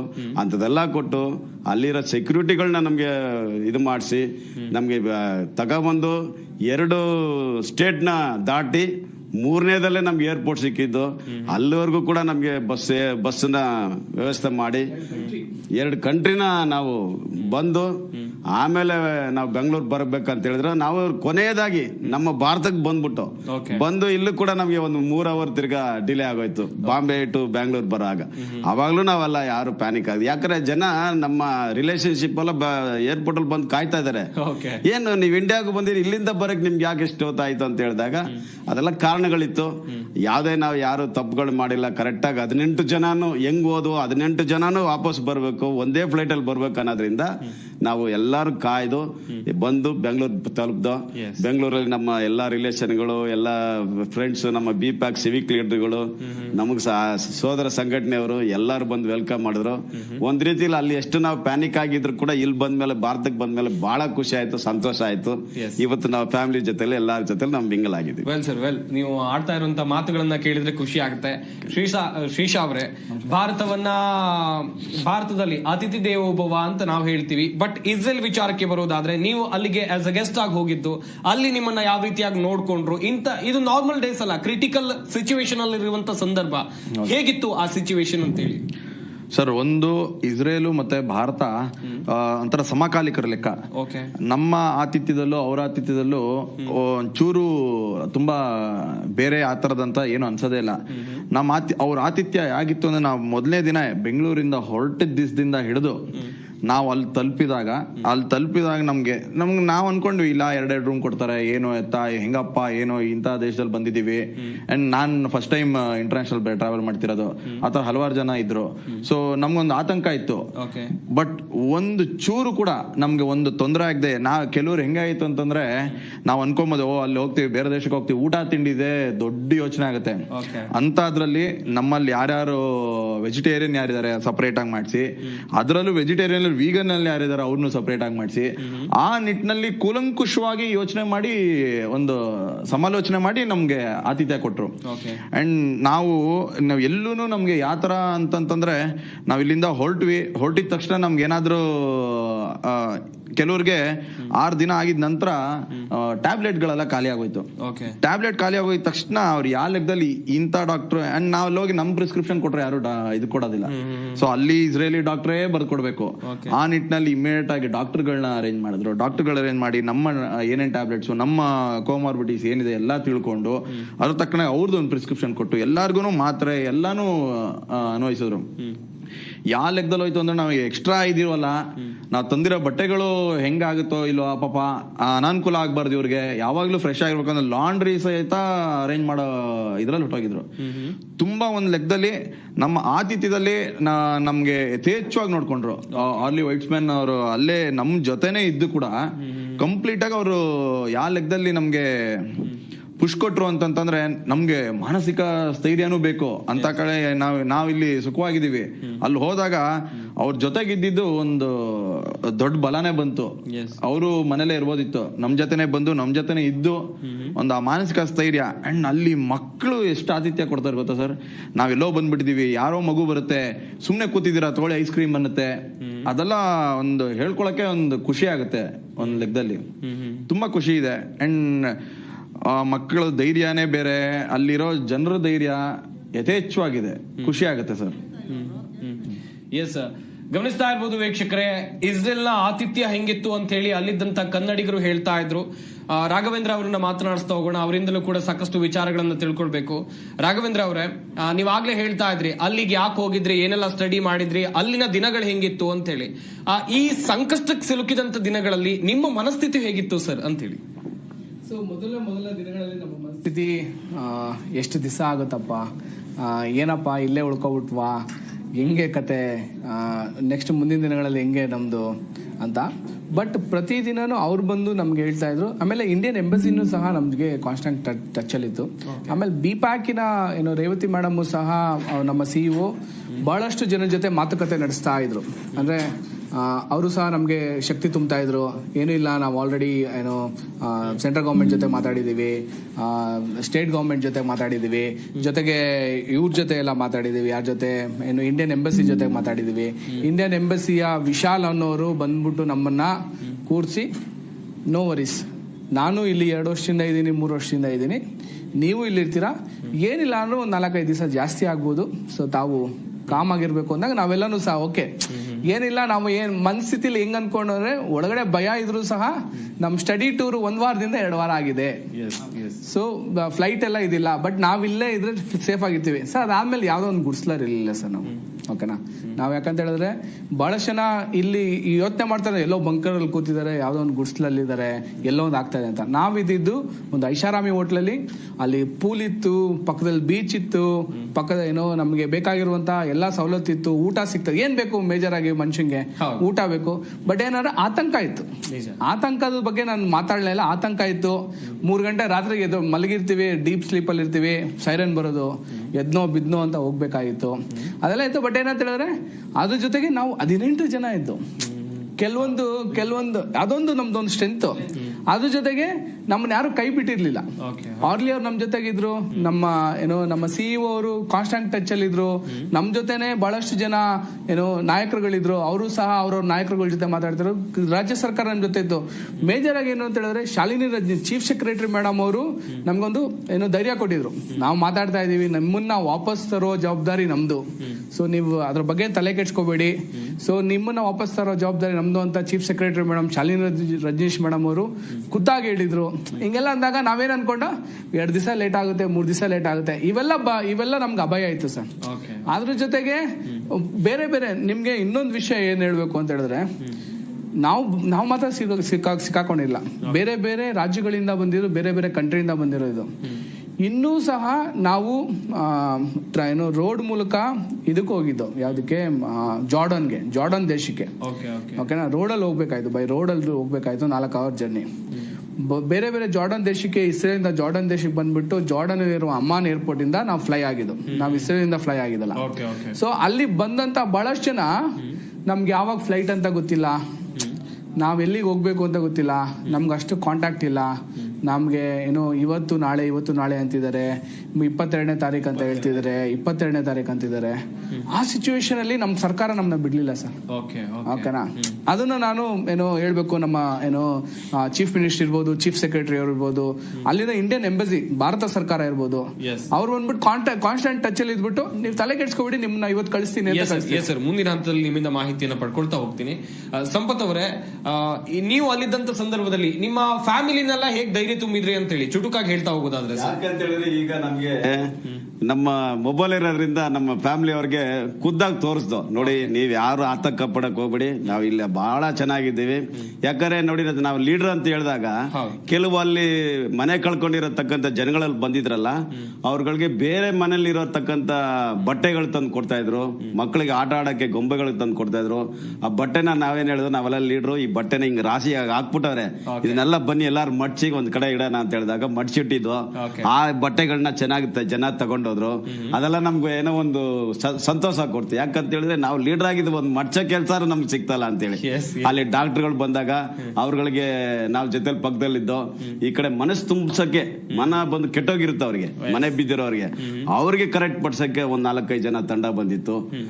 ಅವರೆಲ್ಲ ಇದು ಮಾಡಿದ್ರು. ನಮ್ಗೆ ನಾವ್ ಹೇಳಿದ್ವಲ್ಲ, 6 ದಿನಕ್ಕೆ 7 ದಿನಕ್ಕೆ ನಾವು TB ಇದು ನಮ್ಮ ಶುಗರ್ ಇರೋರು, BP ಇರೋರಿಗೆಲ್ಲ ಟ್ಯಾಬ್ಲೆಟ್ ಇತ್ತು. ಅದೆಲ್ಲ ನಮ್ಗೆ ಈಸಿ ಆಯ್ತು. ಇದೆಲ್ಲ ನೋಡ್ತಾ ಇದ್ದಾಗ ನಮ್ಗೆ ಟೈಮ್ ಪಾಸ್ ಆಯ್ತು. ಇದನ್ನೆಲ್ಲ ನಮ್ಮ ಮನೇಲಿ ಇರೋರು ತೋರಿಸಿದಾಗ, ಪರವಾಗಿಲ್ಲ, ನೀವು ಅಲ್ಲೋದ್ರೂ ಕೂಡ ಸಂತೋಷವಾಗಿದ್ದೀರಾ, ಚೆನ್ನಾಗಿ ಮಾಡ್ತಾ ಇದೀರಾ ಅಂತ ಹೇಳಿದ್ರು. ಅದು ಬಹಳ ಖುಷಿ ತಂತು. ಯುದ್ಧ ಭೂಮಿಯಲ್ಲಿ 18 ಕನ್ನಡಿಗರು BPAC ನ ಸದಸ್ಯರು ಕಳೆದಂತ ದಿನಗಳನ್ನ ಮೆಲುಕು ಹಾಕುವಂತ ಪ್ರಯತ್ನ ನಮ್ಮ ಸ್ಟುಡಿಯೋದಲ್ಲಿ ಆಗ್ತಾ ಇದೆ. ಅವರು ಆ ದಿನಗಳು ಹೇಗಿತ್ತು, ಯುದ್ಧ ಭೂಮಿಯಲ್ಲಿದ್ದಂತ ದಿನಗಳ ಬಗ್ಗೆ ಹೇಳ್ತಾ ಇದ್ರು. ಮತ್ತೊಬ್ರು ಅತಿಥಿಗಳು ಕೂಡ ನಮ್ಮ ಈ ಕಾರ್ಯಕ್ರಮದಲ್ಲಿ ಜಾಯ್ನ್ ಆಗಿದ್ದಾರೆ. BPAC ನಾಗರಿಕ ನಾಯಕಿಯಾಗಿರುವಂತಹ ಕಾವೇರಿ ಕೇದಾರ್ನಾಥ್ ಅವರು ನಮ್ಮ ಈ ಕಾರ್ಯಕ್ರಮದಲ್ಲಿದ್ದಾರೆ. ಮೇಡಮ್ ನಮಸ್ಕಾರ, ಕಾರ್ಯಕ್ರಮಕ್ಕೆ ಸ್ವಾಗತ. ಈಗಾಗಲೇ BPAC ನಿಂದ ಸಾಕಷ್ಟು ಅಭಿಪ್ರಾಯಗಳು ವ್ಯಕ್ತವಾಯಿತು. ಅಲ್ಲಿ ದಿನಗಳು ಹೇಗಿತ್ತು, ನೀವು 18 ಜನ ಹೇಗಿದ್ರಿ, ನಿಮ್ಮನ್ನ ಇಸ್ರೇಲ್ ನವರು ಹೇಗ್ ನೋಡ್ಕೊಂಡ್ರು, ಈ ವಿಚಾರವಾಗಿ ಮಾಹಿತಿಯನ್ನ ಕೊಡ್ತಾ ಇದ್ರು. ನಿಮ್ಮ ಅನುಭವವನ್ನ ಹೇಳ್ತಾ ಹೋಗೋದಾದ್ರೆ ಮೇಡಮ್, ಒಂದ್ ಕಡೆಯಲ್ಲಿ ಫ್ಯಾಮಿಲಿ ಇರುತ್ತೆ, ನಾವು ದೂರದ ಊರಿಗೆ ಹೋಗಿದ್ದೀವಿ, ಅಲ್ಲಿನ ಕಂಡೀಷನ್ ಸರಿ ಇಲ್ಲ, ಅದು ಕೂಡ ವಾರ್ ಸಿಚುವೇಶನ್ ಅಲ್ಲಿ ಇದೀವಿ. ಅಂತ ಸಂದರ್ಭದಲ್ಲಿ ನಿಮ್ಮ ಮನಸ್ಥಿತಿ ಹೇಗಿತ್ತು, ನಿಮ್ ಜೊತೆಗಿದ್ದವ್ರ ಮನಸ್ಥಿತಿ ಹೇಗಿತ್ತು, ಇತ್ತ ಮನೆಯಲ್ಲಿ ಮನಸ್ಥಿತಿ ಹೇಗಿತ್ತು? ಹೇಳ್ಬೇಕು ಅಂದ್ರೆ ಈಗಾಗಲೇ ಅವರೆಲ್ಲ ಹೇಳ್ದಾಗೆ ನಾವು ಫಸ್ಟ್ ಹಾಫ್ ಅಲ್ಲಿ ಹೇಗೆ ಅಲ್ಲಿ ನಾವಲ್ಲಿ ಬಗ್ಗೆ ಕಲ್ತ್ಕೊಂಡು, ನಾವು ಸೆಕೆಂಡ್ ಹಾಫ್ ಏನ್ ಎಮರ್ಜೆನ್ಸಿ ಆದ್ಮೇಲೆ ಅಲ್ಲಿ ಉಳಿಬೇಕಾಯ್ತಲ್ಲ, ಆಕ್ಚುಲಿ ಫಸ್ಟ್ ಹಾಫ್ ನಮಗೆ ಸೆಕೆಂಡ್ ಹಾಫ್ಗೆ ಅಲ್ಲಿ ಇರೋದಕ್ಕೆ ಪಾಠ ಆಗಿತ್ತು. ಯಾಕೆಂದ್ರೆ ಅಲ್ಲಿ ನಾವು ಹಾಲೋಕಾಸ್ಟ್ ಮೆಮೋರಿಯಲ್ ಹೋಗಿದ್ವಿ. ಅಲ್ಲಿ ವಾರ್ ಮೆಮೋರಿಯಲ್, ಅದು ನಮ್ಗೆ ಒಂದು 2.5 hours to 3 hours ನಮ್ಗೆ ಅದನ್ನ ತೋರಿಸಿದ್ರಲ್ಲ, ಅಲ್ಲಿ ಇಸ್ರೇಲ್ ನ ಜನ ಏನು ಅನ್ನೋದು ನಮಗಲ್ಲಿ ನಿಜವಾಗ್ಲೂ ಗೊತ್ತಾಯ್ತು. ಸೊ ಅವ್ರು ಎಂತ ಒಂದು ಸಂದರ್ಭಗಳನ್ನ ಎದುರಿಸಿ ಬಂದಿದ್ದಾರೆ ಅಂದ್ರೆ ಇದು ಏನು ಇಲ್ಲ, ಅದು ನಮ್ಗೆ ಈ ವಾರ್ ಪ್ರಿಪೇರ್ಡ್ನೆಸ್ ಗೆ ಅದು ನಮ್ಗೆ ಹೆಲ್ಪ್ ಮಾಡಿತ್ತು. ಸೊ ಅದೇನಾದ್ರೂ ನಾವು ಇಲ್ಲಿಂದ ಮುಂಚೆ ಹೋಗೋಕೆ ಫಸ್ಟೇನೆ ವಾರ್ ಡಿಕ್ಲೇರ್ ಆಗಿದ್ದಿದ್ರೆ ಮೋಸ್ಟ್ಲಿ ಅದೆಲ್ಲ ನೋಡಕ್ ಆಗ್ತಿರ್ಲಿಲ್ಲ, ಮತ್ತೆ ನಾವು ತುಂಬಾ ಗಾಬರಿ ಆಗಿರ್ತಿದ್ವಿ. ಆ ಒಂದು ಕಡಿಮೆ ಟೈಮ್ ಅಲ್ಲೇ ನಮಗೆ ಇಸ್ರೇಲ್ ನ ಜನರನ್ನ ಮನಸ್ಥಿತಿನ ಅರ್ಥ ಮಾಡ್ಕೊಳ್ಳೋ ಒಂದು ಶಕ್ತಿ ನಮ್ಗೆ ಅಂದ್ರೆ ಬಂದಿತ್ತು, ಆ ನಾಲೆಡ್ಜ್ ಇದ್ದಿದ್ರಿಂದ.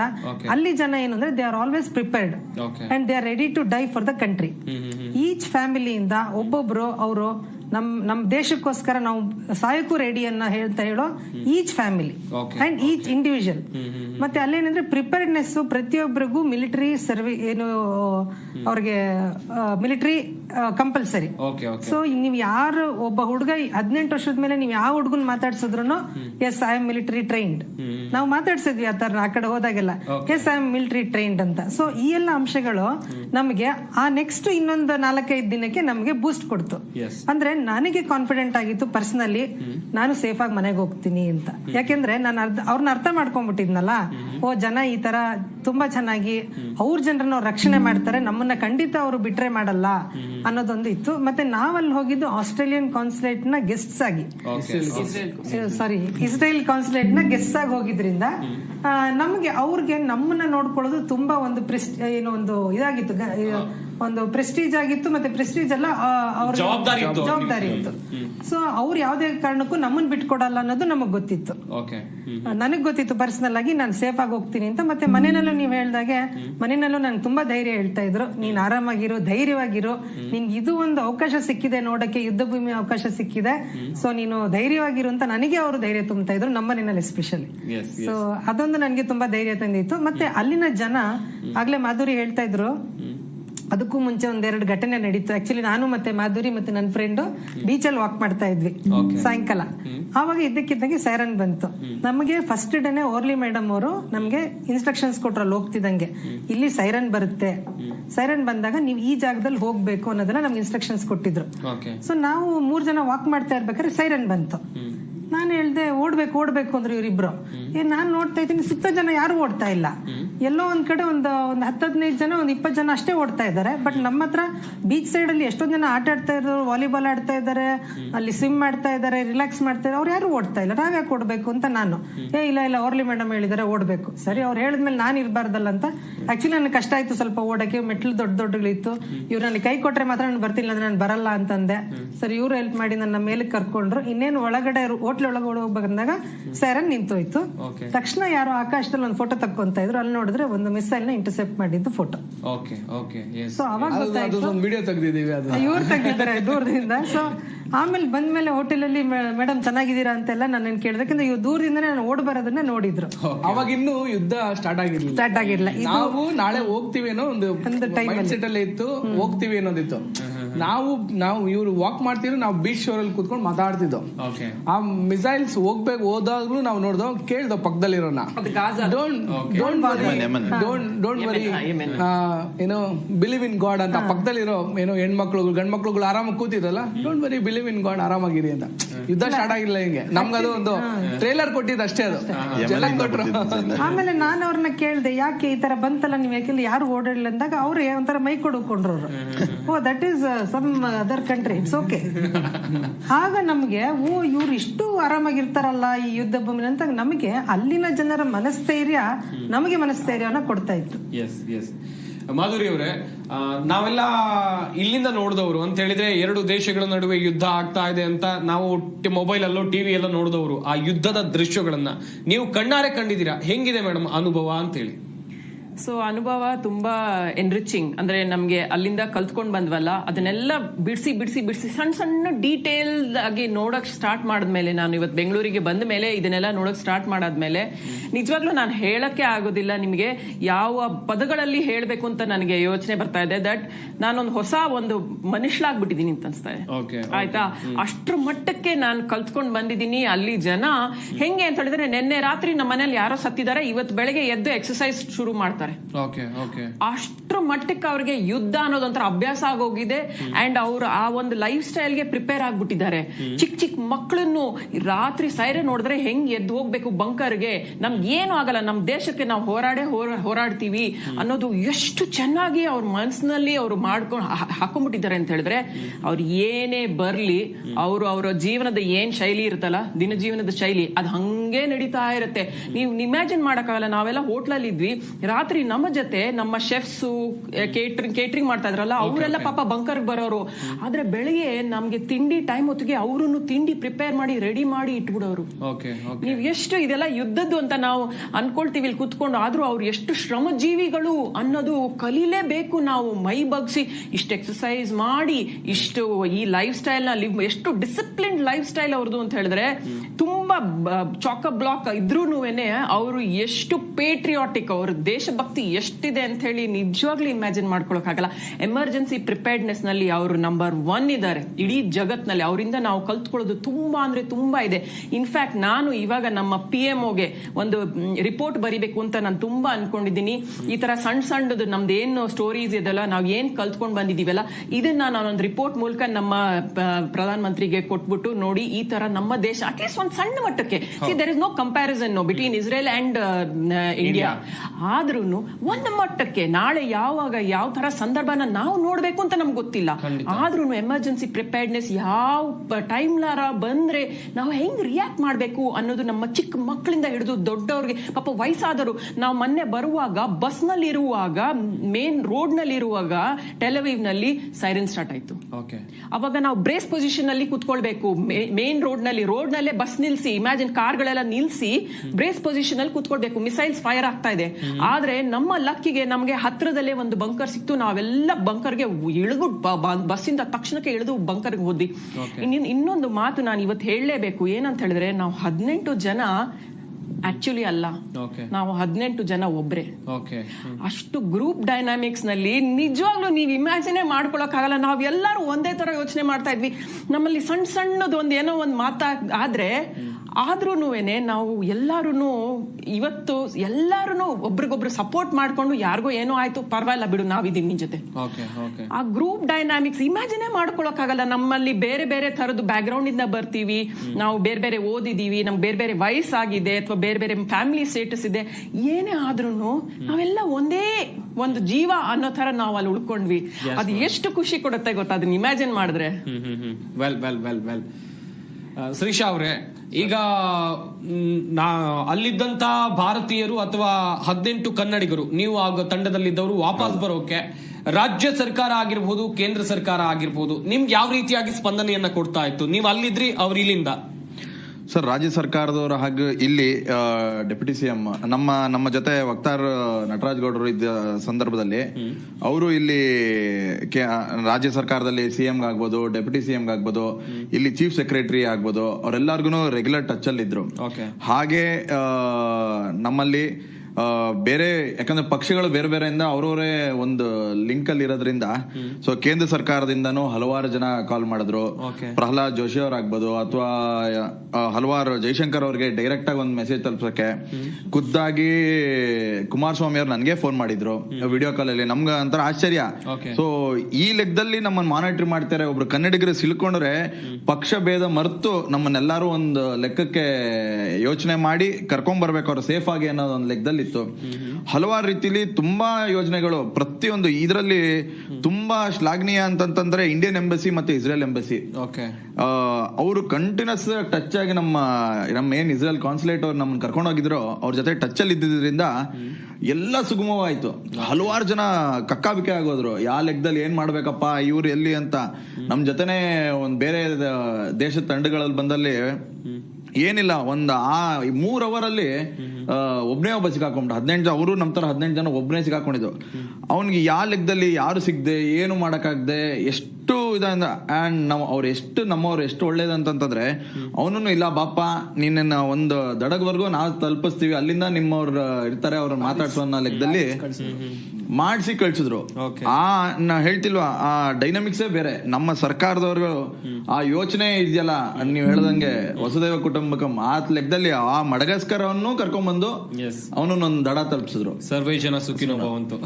ಅದಕ್ಕೆ ಎಸ್, ಗಮನಿಸ್ತಾ ಇರ್ಬೋದು ವೀಕ್ಷಕರೇ, ಕನ್ನಡಿಗರು ಅಲ್ಲಿ ಕಳೆದಂತ ದಿನಗಳ ಬಗ್ಗೆ ಮಾಹಿತಿಯನ್ನ ಕೊಡ್ತಾ ಇದ್ರು. ನಿಜಕ್ಕೂ ಕೂಡ ಆ ದಿನಗಳು ಎಷ್ಟು ಕಷ್ಟಕರ ಆಗಿರ್ಬೋದು. ಒಂದ್ ಕಡೆಯಲ್ಲಿ ಕುಟುಂಬ, ಇನ್ನೊಂದ್ ಕಡೆಯಲ್ಲಿ ಅವ್ರು ಹೋದಂತ ಕೆಲಸ, ಅಲ್ಲಿರುವಂತ ಪರಿಸ್ಥಿತಿ ಎಲ್ಲವೂ ಕೂಡ ಘನಘೋರ. ಯುದ್ಧ ಭೂಮಿಯ ಅನುಭವದ ಬಗ್ಗೆ ಮಾತನಾಡ್ತಾ ಇದ್ವಿ. ಬಿಪ್ಯಾಕ್ ನ ಸದಸ್ಯರು ನಮ್ಮ ಜೊತೆಯಲ್ಲಿ ಮಾಹಿತಿಯನ್ನ ಹಂಚಿಕೊಳ್ತಾ ಇದ್ರು. ರಾಘವೇಂದ್ರ ಅವರನ್ನ ಮಾತನಾಡಿಸ್ತಾ ಹೋಗೋಣ. ರಾಘವೇಂದ್ರ ಅವರೇ ಆಗ್ಲೇ ಹೇಳ್ತಾ ಇದ್ರೆ, ಒಂದ್ ಕಡೆಯಲ್ಲಿ ಅಲ್ಲಿಂದ ಬಂದಿದ್ದು ಹೇಗೆ ಅಂತೇಳಿ, ಇಂಡಿಯಾಕ್ಕೆ ವಾಪಸ್ ಬಂದಿದ್ದು ಹೇಗೆ ಅಂತೇಳಿ, ಇಸ್ರೇಲ್ ಇಂದ ಬೈ ರೋಡ್ ಆಗಿ ಬೇರೆ ಏರ್ಪೋರ್ಟ್ ಗೆ ಹೋಗ್ತೀರಾ, ಅಲ್ಲಿ ಹೇಗಿತ್ತು ಸಿಚುವೇಶನ್ಗಳು, ಅದನ್ನ ಎಕ್ಸ್ಪ್ಲೈನ್ ಮಾಡ್ತಾ ಹೋಗೋದಾದ್ರೆ. ಓಕೆ, ಸೊ ಏನಂತ ಹೇಳಿದ್ರೆ, ನಮ್ಗೆ ಏನು ಫ್ಲೈಟ್ಸ್ ಎಲ್ಲ ಕ್ಯಾನ್ಸಲ್ ಆಗಿದೆ, ಏರ್ ಸ್ಪೇಸ್ ಎಲ್ಲ ಓಪನ್ ಆಗಿಲ್ಲ ಇಸ್ರೇಲ್ ಅಂದಾಗ ನಮ್ಮ ಇಸ್ರೇಲ್ ಕಾನ್ಸುಲೇಟು ಮತ್ತೆ ಭಾರತದ ಎಂಬಸಿ ಮತ್ತೆ ಇಲ್ಲಿರುವಂತಹ ರಾಜ್ಯ ಸರ್ಕಾರ ಮತ್ತೆ ಅದೇ ಭಾರತದ ಎಂಬಸಿ ಮತ್ತೆ ರಾಯಭಾರಿ ಕಚೇರಿ ಮತ್ತೆ ಇಸ್ರೇಲ್ ಕಾನ್ಸುಲೇಟ್ ಡಿಸೈಡ್ ಮಾಡಿ ಮೊದಲು ಇವ್ರನ್ನ ಸೇಫ್ ಆಗಿ ಕಳಿಸ್ಬೇಕು.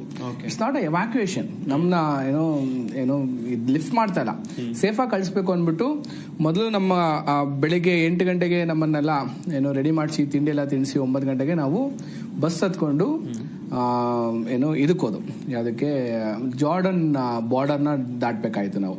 ಸೊ ಬೈ ರೋಡ್ ಅಲ್ಲಿ 4 ಅವರ್ 3 ಅವರ್ ಇದಿದೆ.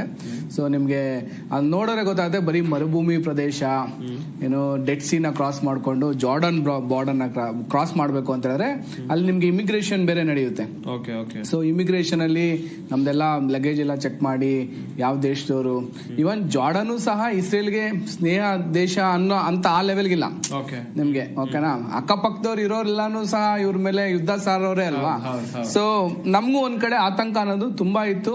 ಬಟ್ ನಮ್ಮ ಜೊತೆಗೆ ಬಸ್ಸಲ್ಲಿ ಅಲ್ಲಿಂದ ಇಸ್ರೇಲ್ ಇಂದ ಜಾರ್ಡನ್ ಬಾರ್ಡರ್ ವರ್ಗುನು ಆಲಿವ್ ವೈಟ್ಸಮನ್ ಅವರು ಇಸ್ರೇಲ್ ಕಾನ್ಸುಲೇಟ್ ಜನರಲ್ ಮತ್ತೆ ಅವನೊಬ್ಬ ನಮ್ನೆಲ್ಲ ನೋಡ್ಕೊಳಕ್ಕೆ ಒಬ್ಬ ಇದ್ದ, ಡೋರ್ ಅಂತ, ಅವನ ಹೆಸರೇ ಡೋರ್ ಅಂತ. ನಾವು ಅವನ್ನ ಡಾನ್ ಅಂತ ಕೂಗ್ತಿದ್ದೋ. ಹಂಗೆ ಬಿಲ್ಡ್ ಆಗಿ ಮಸ್ತ್ ನಮ್ಮನ್ನ 24 ಬಸ್ ನಮ್ ಜೊತೆ ಮೆಡಿಸಿನ್ ಬೇಕಾದ್ರೆ ಮೆಡಿಸಿನ್ ಬೇಕು, ಅಲ್ಲಿ ಬೀಚ್ ಹತ್ರ ಹೋಗ್ಬೇಕಾದ್ರೆ ಬೀಚ್ ಹತ್ರ ಹೋಗ್ಬೇಕು, ಏನೇ ಪ್ರೊಟೆಕ್ಟೆಡ್ ಏರಿಯಾ ಹೋಗ್ಬೇಕಾದ್ರೆ ಅಲ್ಲಿಗೆ ಹೋಗ್ಬೇಕು, ಊಟ ರೆಡಿ ಇದೆ ಬನ್ನಿ ಎಲ್ಲದಕ್ಕೂ. ಅವ್ರಿಬ್ರು ಅಲ್ಲಿ ತಂಗ ಬಂದ್ಬಿಟ್ಟು ನಮ್ನ ಇಮಿಗ್ರೇಷನ್ ಎಲ್ಲ ಇದ್ ಮಾಡಿ ಅಲ್ಲಿಂದ ಒಂದ್ ಬಸ್ಸಲ್ಲಿ ಮತ್ತೆ ಅಲ್ಲಿಂದ ಇನ್ನೊಂದು ಬಸ್ಸಲ್ಲಿ ಜಾರ್ಡನ್ ದೇಶಕ್ಕೆ ಹೋದ್ಮೇಲೆ ಅವ್ರದೇ ಆದಂತ ಒಂದು ಬಸ್ ಇತ್ತು. ಸೊ ಅಲ್ಲಿಂದ ಒಂದು ಬಸ್ಸಲ್ಲಿ ಹೋಗಿ ಅಲ್ಲಿಂದ ಮತ್ತೆ ನಮ್ಗೆ ರಾಜಶೇಖರ್ ಅಂತ ಹೇಳ್ಬಿಟ್ಟು ವೀಸಾ ಆಫೀಸರ್ ಇದ್ರು ಜಾರ್ಡನ್ ಅಲ್ಲಿ. ಸೊ ಅವ್ರನ್ನ ಭೇಟಿ ಮಾಡಿ, ಅಂದ್ರೆ ಇವರೆಲ್ಲ ಆಲ್ರೆಡಿ ಲಿಂಕ್ ಮಾಡಿ ಇಲ್ಲಿಂದ ಕ್ರಾಸ್ ಆದ್ಮೇಲೆ ಬಿಟ್ಬಿಡೋದಲ್ಲ, ನಿಮ್ ಜಾರ್ಡನ್ ಹೋದ್ಮೇಲೆ ನಿಮ್ ಜವಾಬ್ದಾರಿ ನೀವೇನ್ ಬೇಕಾದ್ರೂ ಮಾಡ್ಕೊಳ್ಳಿ ಅಂತಲ್ಲ. ಜಾರ್ಡನ್ ಹೋದ್ಮೇಲೆ ಜಾರ್ಡನ್ ಎಂಬಸಿ ಜೊತೆ ಮಾತಾಡಿ, ನಮ್ಮ ಭಾರತ ಸರ್ಕಾರದ ಎಂಬಸಿ ಜಾರ್ಡನ್ ಎಂಬಸಿ ಜೊತೆ ಮಾತಾಡಿ, ಇಸ್ರೇಲ್ ಅವರು ಸಹ ಅವ್ರ ಜೊತೆ ಮಾತಾಡಿ, ಅಲ್ಲಿಂದ ಒಬ್ರು ನಮಗೋಸ್ಕರ ಅಪಾಯಿಂಟ್ ಮಾಡಿ ರಾಜಶೇಖರ್ ನಮ್ಗೆ ಹೋಟೆಲ್ಗೆ ತನಕ ಕರ್ಕೊಂಡಾಗ ಅಲ್ಲಿಂದ ಮತ್ತೆ 1.5 hour 2 hours journey. It's like ನಮ್ಗೆ ಅಲ್ಲಿಗೆ ನೋಡ್ಬೇಕು, ಬೆಂಗಳೂರು ಟ್ರಾಫಿಕ್ ಅಲ್ಲ, ಅದಕ್ಕಿಂತ ಅಪ್ಪನ್ ಟ್ರಾಫಿಕ್ ಇದೆ ಅಲ್ಲಿ. ಅಪ್ಪ ಯಾವ ಲೆವೆಲ್ ಟ್ರಾಫಿಕ್ ಗೊತ್ತಾ, ಬರೀ ಕಾರ್ಸ್ ಬಸ್. ಅಲ್ಲಿಂದ ಹೋಟೆಲ್ ಅಲ್ಲಿ 1 ದಿನ ಸ್ಟೇ ಆಗೋದು. ನಿಮ್ಗೆ ಜಾರ್ಡನ್ ಅನುಭವ ಹೇಳ್ಬೇಕು ಸಂಪತ್, ನಿಜವಾಗ್ಲೂ ಒಂಥರ ಯುದ್ಧದ ಥ್ರೆಟ್ ನೋಡ್ತಾ ಇರೋದು ಜಾರ್ಡನ್ ಅವರು. ಜಾರ್ಡನ್ ಮಧ್ಯದಲ್ಲಿದೆ, ಇಸ್ರೇಲ್ ಇಲ್ಲಿದೆ, ಇರಾನ್ ಇಲ್ಲಿದೆ. ಇಲ್ಲಿಂದ ಮಿಸೈಲ್ ನ ಫೈರ್ ಮಾಡೋದು ಇಸ್ರೇಲ್ ಅವರ ಇಂಟರ್ಸೆಪ್ಟ್ ಮಾಡೋದಕ್ಕೆ ಮಿಸೈಲ್ ನ ಫೈರ್ ಮಾಡಿ ಅದನ್ನ ಅವಶೇಷಗಳು ಅಂದ್ರೆ ಬೂದಿ ಆಗೋದು ಜಾರ್ಡನ್ ಅಲ್ಲಿ. ಓಕೆನಾ, ನಾವು ಅಟ್ಲೀಸ್ಟ್ ಅಲ್ಲೂ ಸೈರನ್ ಬರುತ್ತೆ. ಓಕೆನಾ, ಸೈರನ್ ಬಂತಲ್ಲ ಅಂತ ಒಂಚೂರು ಕಿಟಕಿ ತೆಗ್ದು ನೋಡಿದಾಗ ಅಲ್ಲಿ full Deepavali. Okay, next level, ಇಲ್ಲೂ ದೀಪಾವಳಿ ಅಲ್ಲೂ ದೀಪಾವಳಿ. ನಮ್ಗೆ ಒಂಥರ ಓಕೆ, ಮೊದಲು ಇಲ್ಲಿಂದ ಬಿಟ್ಟು ಹೋಗ್ಬೇಕಪ್ಪ ಅನ್ನೋ ಅಂದ್ರಲ್ಲಿ ಆ ಜಾರ್ಡನ್ ಅಲ್ಲಿ ಮತ್ತೆ ನಾವೇನ್ ಮಾಡ್ದೋ 12 ಗಂಟೆಗೆಲ್ಲ ರೆಡಿ ಆಗಿ ಫ್ರೆಶ್ ಅಪ್ ಆಗಿ 1 ಗಂಟೆಗೆ ಹೋಗಿ 1 ಗಂಟೆಗೆ ಜಾರ್ಡನ್ ನಲ್ಲಿ ಅಮ್ಮನ್ ಏರ್ಪೋರ್ಟ್ ಇಂದ ಕುವೈತ್ಗೆ ನಮಗೆ ಫ್ಲೈಟ್ ಬುಕ್ ಆಗಿತ್ತು. ಸೊ ಕುವೈತ್ ಏರ್ಲೈನ್ಸ್ ಇಂದಾನೆ ಫ್ಲೈಟ್ ಬುಕ್ ಆಯಿತು. ಜಾರ್ಡನ್ ಇಂದ ಕುವೈತ್ ಬಂದು ಕುವೈತ್ ಇಂದ 1 hour ಟ್ರಾನ್ಸಿಟ್ ಪೀರಿಯಡ್ ಇತ್ತು. ಅಲ್ಲಿಂದ ನಾವು ಮುಂಬೈ ಬಂದು ಮುಂಬೈಯಲ್ಲಿ ಕುವೈತ್ ಅಲ್ಲಿ 2 hour ಲೇಟ್ ಆಯ್ತು. ಕುವೈಟ್ ಮತ್ತೆ ಮುಂಬೈದು ಯುರೋಪ್ ಆ ಫ್ಲೈಟ್ ಇದ್ದಿದ್ದು ಯುರೋಪ್ ಇಂದ ಬರ್ಬೇಕಾಗಿದ್ದು. ಸೊ ಅವ್ರು D-Tour ತಗೊಂಡು ವಾರ್ ಝೋನ್ ಅವಾಯ್ಡ್ ಮಾಡ್ಕೊಂಡು D-Tour ತಗೊಂಡು ಬಂದಿದ್ದಕ್ಕೆ 2 hour ಲೇಟ್ ಆಯ್ತು. 2 hours ಲೇಟ್ ಆಯ್ತಲ್ಲ, 2 hours ಲೇಟ್ ಆಗಿರೋದಕ್ಕೆ ನಮ್ಗೆ ಮುಂಬೈಯಿಂದ ಬೆಂಗಳೂರು ಫ್ಲೈಟ್ ಮಿಸ್ ಆಯ್ತು. ಓಕೆನಾ, ಅಂದ್ರೆ 11 ಗಂಟೆಗೆ ಇರ್ಬೇಕಾಗಿತ್ತು ಫ್ಲೈಟ್, ನಾವು 3:30 ಫ್ಲೈಟ್ಗೆ ಹತ್ತು. ನಾವು ಅನ್ಕೊಂಡು ಏನ್ ಗುರು ಎಲ್ಲೆಲ್ಲ ನಮ್ಗೆ ಸಾಕು, ಇನ್ನು ನಮ್ಗೆ ಶಕ್ತಿ ಇಲ್ಲ ಬಟ್ ಏನಂದ್ರೆ ನಮ್ಗೆ ಒಂದ್ಸಲ ಕುವೈತ್ ಬಂದ್ಮೇಲೆ ನಾವು ಫುಲ್ ರಿಲೀಫ್ ಆಗೋದು. Okay, we are in the safer zone. ಅಂದ್ರೆ ಅಮ್ಮನ್ ಏರ್ಪೋರ್ಟ್ ಇಂದ ನಾವು ಆಲ್ರೆಡಿ ನಾವು ಫ್ಲೈ ಆಗಿದ ತಕ್ಷಣ ನಾವೆಲ್ಲಾನು ಸಹ ಮನ್ಸಲ್ಲಿ ರಿಲ್ಯಾಕ್ಸ್ ಮಾಡ್ಕೊಂಡು ಎಲ್ರಿಗೂ ಸಹ ಕೈ ಕುಲ್ಕೊಂಡು ಹಗ್ ಮಾಡ್ಕೊಂಡು ವಿ ಆರ್ ವೆರಿ ಸೇಫ್. ನಾವಿವಾಗ ಕುವೈತ್ಗೆ ಹೋಗ್ತಾ ಇದೀವಿ. ಕುವೈತ್ ಅಂದ್ರೆ ಆ ಅನುಭವನೇ ನಮ್ಗೆ ಏನಂತ ಹೇಳಿದ್ರೆ ಒಂದೊಂದ್ಸಲಿ ಗೂಸ್ ಬಂಪ್ ಬಂದ್ಬಿಡುತ್ತೆ, ಆ ಲೆವೆಲ್ಗೆ ಇರುತ್ತೆ. ಇವೆಲ್ಲ ಕ್ರಾಸ್ ಮಾಡ್ಕೊಂಡು ಬಂದಿದ್ದು, ಬಟ್ ಅಲ್ಲಿ ನಾವೆಲ್ಲ ಜೊತೆಗಿದ್ವಲ್ಲ, ಸೇಫ್ ಅನ್ಸಿತ್ತು. ಇವಾಗ ನೆನ್ಸ್ಕೊಂಡ್ರೆ ಭಯ ಆಗುತ್ತೆ. ಸೊ ಆರಾಮಾಗಿ ಸೇಫ್ ಆಗಿ ಬಂದು ಮುಂಬೈಯಿಂದ ಬೆಂಗಳೂರು ಬಂದು ಬೆಂಗಳೂರು ಇದು ಮಾಡ್ಕೊಂಡು. ವೆಲ್ ಮಾಧುರಿ ಅವರೇ, ಅಲ್ಲಿ ಈಗ ಎಷ್ಟು ಜನ ಭಾರತೀಯರು ಇರಬಹುದು, ಇದಾರ ಭಾರತೀಯರು, ಅವ್ರನ್ನ ಕರ್ಕೊಂಡು ಬರೋಕೆ ಈಗ ಆಪರೇಷನ್ ಸಿಂಧು ಅಂತ ಆರಂಭ ಮಾಡಿದ್ದಾರೆ ಎರಡೂ ದೇಶಗಳು, ಅದು ಇರಾನ್ ಆಗಿರ್ಬೋದು, ಇಸ್ರೇಲ್ ಆಗಿರ್ಬೋದು. ಈ ವಿಚಾರವಾಗಿ ಚುಟುಕಾಗಿ ಹೇಳ್ತಾ ಹೋಗೋದಾದ್ರೆ ಮೇಡಮ್. ಸೊ ಅಲ್ಲಿ ಸುಮಾರು ಭಾರತೀಯರು ಇದ್ದಾರೆ. ಇನ್ನು ಆಕ್ಚುಲಿ ನಮ್ಗೆ ಎಂಬಸಿನವ್ರು ಹೇಳ್ತಾ ಇದ್ದ ಪ್ರಕಾರ ಅಟ್ಲೀಸ್ಟ್ ಒಂದು 3,000 ಜನ ಇದಾರೆ ಅಂತ ಹೇಳ್ತಾ ಇದ್ರು ಅಲ್ಲಿ, ಪರ್ಟಿಕ್ಯುಲರ್ಲಿ ರಿಸರ್ಚ್ ಸ್ಟೂಡೆಂಟ್ಸ್. ಇಲ್ಲಿಂದ ರಿಸರ್ಚ್ ಮಾಡಕ್ಕೆ ಅಂತಲೇನೆ ಇಸ್ರೇಲ್ ಅವರು ಅವರನ್ನ ಕರ್ಕೊಂಡು ಹೋಗಿದ್ದಾರೆ. ಆ ರಿಸರ್ಚ್ ಶೇರಿಂಗ್ಸ್ ನ ಇಲ್ಲೂ ಮಾಡಬಹುದು ಅನ್ನೋ ತರ ಅಲ್ಲಿ ಮಾಡ್ತಾ ಇದ್ದಾರೆ ಸ್ಟೂಡೆಂಟ್ಸ್. ಸದ್ಯಕ್ಕೆ ನನಗೆ ಗೊತ್ತಿರೋ ತರ ಇವ್ರೆ ಅಲ್ಲಿ ಹೆಂಗೆ ಅಂತ ಹೇಳಿದ್ರೆ, ಅಲ್ಲಿ ಹೋಗ್ಬಿಟ್ರೆ ಅವ್ರಿಗೆ ಆ ಒಂದು ಪರಿಸರಕ್ಕೆ ಒಗ್ಗೊಂಡ್ಬಿಡ್ತಾರೆ. ಎಷ್ಟ್ರ ಮಟ್ಟಕ್ಕೆ ಅಂತ ಹೇಳಿದ್ರೆ ನಮ್ಗೇನ್ ಪ್ರಾಬ್ಲಮ್ ಇಲ್ಲ, ಅಥವಾ ಪ್ರಾಬ್ಲಮ್ ಬಂದ್ರು ಆ ಧೈರ್ಯ ಬಂದ್ಬಿಡುತ್ತೆ. ಅದ್ ಏನ್ ಎಲ್ಲಿಂದ ಹೆಂಗ್ ಬರುತ್ತೋ ನೀವು ಇಮ್ಯಾಜಿನೇ ಮಾಡ್ಕೊಳಕಲ್ಲ. ನಮ್ಮ ಭಾರತೀಯರು ಕೂಡ ಅಲ್ಲಿ ಹೋಗಿ ರಿಸರ್ಚ್ಗೆ ಅಂತ ಹೋದವರು ಇರಾನ್ ತರ ಸ್ಟೂಡೆಂಟ್ಸ್ ತರ ಅಲ್ಲ.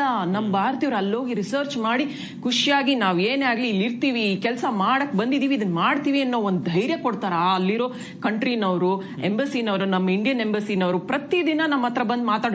ನಮ್ಮ ರೇವತಿ ಮೇಡಮ್, ಬಿಪ್ಯಾಕ್ ರೇವ್, ನಿಜವಾಗ್ಲೂ ಕ್ರೆಡಿಟ್ ಕೊಡ್ಲೇಬೇಕು. ಇವ್ರೆಲ್ಲರಿಗೂ ನಮ್ಗೆ ಕಾಲ್ ಮಾಡಿ ಎಷ್ಟು ಎಂಪವರ್ ಮಾಡ್ತಾ ಇದ್ರು ಗೊತ್ತಾ. ನಮಗೆ ಏನಾಗಲ್ಲ, ಡೋಂಟ್ ವರಿ, ನಿಮ್ಮನ್ನ ಸೇಫ್ ಆಗಿ ಕರ್ಕೊಂಡ್ ಬರೋದೇ ನಮ್ಗೆ ಗೋಲ್, ನೀವ್ ಯೋಚನೆನೇ ಮಾಡ್ಬೇಡಿ, ಖುಷಿಯಾಗಿರಿ ಅಂತ ಹೇಳ್ತಿದ್ದಂಗೆ ನಾವೆಲ್ಲ ಮಾತಾಡ್ತಾ ಇರೋದು ಒಂದೇ ಭಾಷೆ. ಇವಾಗ ನಿಮ್ ಕೇಳ್ತಾ ಇದ್ರೆ ನಾವೆಲ್ಲ ಎಷ್ಟು ಒಂದೇ ಪರಿವಾರದವ್ರ ತರ ಆಗ್ಬಿಟ್ಟಿದೀವಿ ನಾವು ಗೊತ್ತಾ.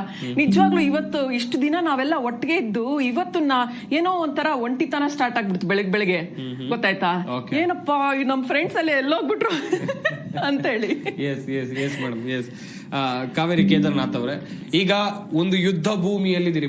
ಜಗತ್ತಿನ ಬೇರೆ ಬೇರೆ ದೇಶಗಳಲ್ಲಿ, ಬೇರೆ ಬೇರೆ ರಾಷ್ಟ್ರಗಳಲ್ಲಿ ಆದಂತ ಯುದ್ಧ ಭೂಮಿಯನ್ನ ನಾವು ನೋಡಿದ್ದೀವಿ. ಅಲ್ಲಿ ಒಬ್ಬ ಇಂಡಿಯನ್ ಭಾರತ ಅಂತ ಹೇಳಿದಂತ ಸಂದರ್ಭದಲ್ಲಿ ಆತನಿಗೆ ಸಿಗುವಂತ ರೆಸ್ಪೆಕ್ಟ್ ಯಾವ ರೀತಿಯಾಗಿರುತ್ತೆ? ಖಂಡಿತ ನಮ್ಗೆ ಅವರಲ್ಲಿ ಯುದ್ಧ ಭೂಮಿಗೆ ಮುಂಚೆನು ನಮ್ಗೆ ಕೇಳೋರು, ನಾವು ಲಿಫ್ಟ್ ಅಲ್ಲಿ ಓಡಾಡುವಾಗ ಏನಾದ್ರು ಮಾತಾಡ್ಸೋರು, ನಮ್ಗೆ ಅವ್ರು ಮಾತಾಡೋದು ಅರ್ಥ ಆಗಲ್ಲ. ಅವ್ರು ಇಬ್ರು ಲ್ಯಾಂಗ್ವೇಜ್ ಅಲ್ಲಿ ಮಾತಾಡ್ತಾರೆ.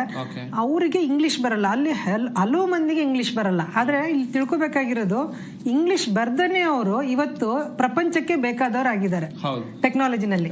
ಅಂದ್ರೆ ನಾವು ಕನ್ನಡದಲ್ಲಿ ಟೆಕ್ನಾಲಜಿನಲ್ಲಿ ಮುಂದುವರೆದಂಗೆ, ಅಥವಾ ಯಾವುದೇ ಒಂದು ರೀಜನಲ್ ಲ್ಯಾಂಗ್ವೇಜ್ ಅಲ್ಲಿ ಟೆಕ್ನಾಲಜಿಯಲ್ಲಿ ಮುಂದುವರೆದಿದಂಗೆ, ಅಲ್ಲಿ ಎಂತ ಇಂಜಿನಿಯರ್ಗೂನು ಇಂಗ್ಲಿಷ್ ಬರ್ದೇ ಇರೋ ಸಂಭವ ಇದೆ.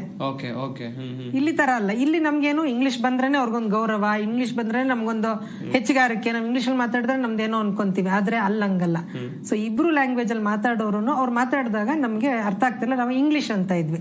ಆಗ ಯು ಆರ್ ಇಂಡಿಯನ್ ಅನ್ನೋರು ಎಸ್ ಅಂದಾಗ ಅವ್ರಿಗೆ ತುಂಬಾ ಖುಷಿ ಆಗೋದು.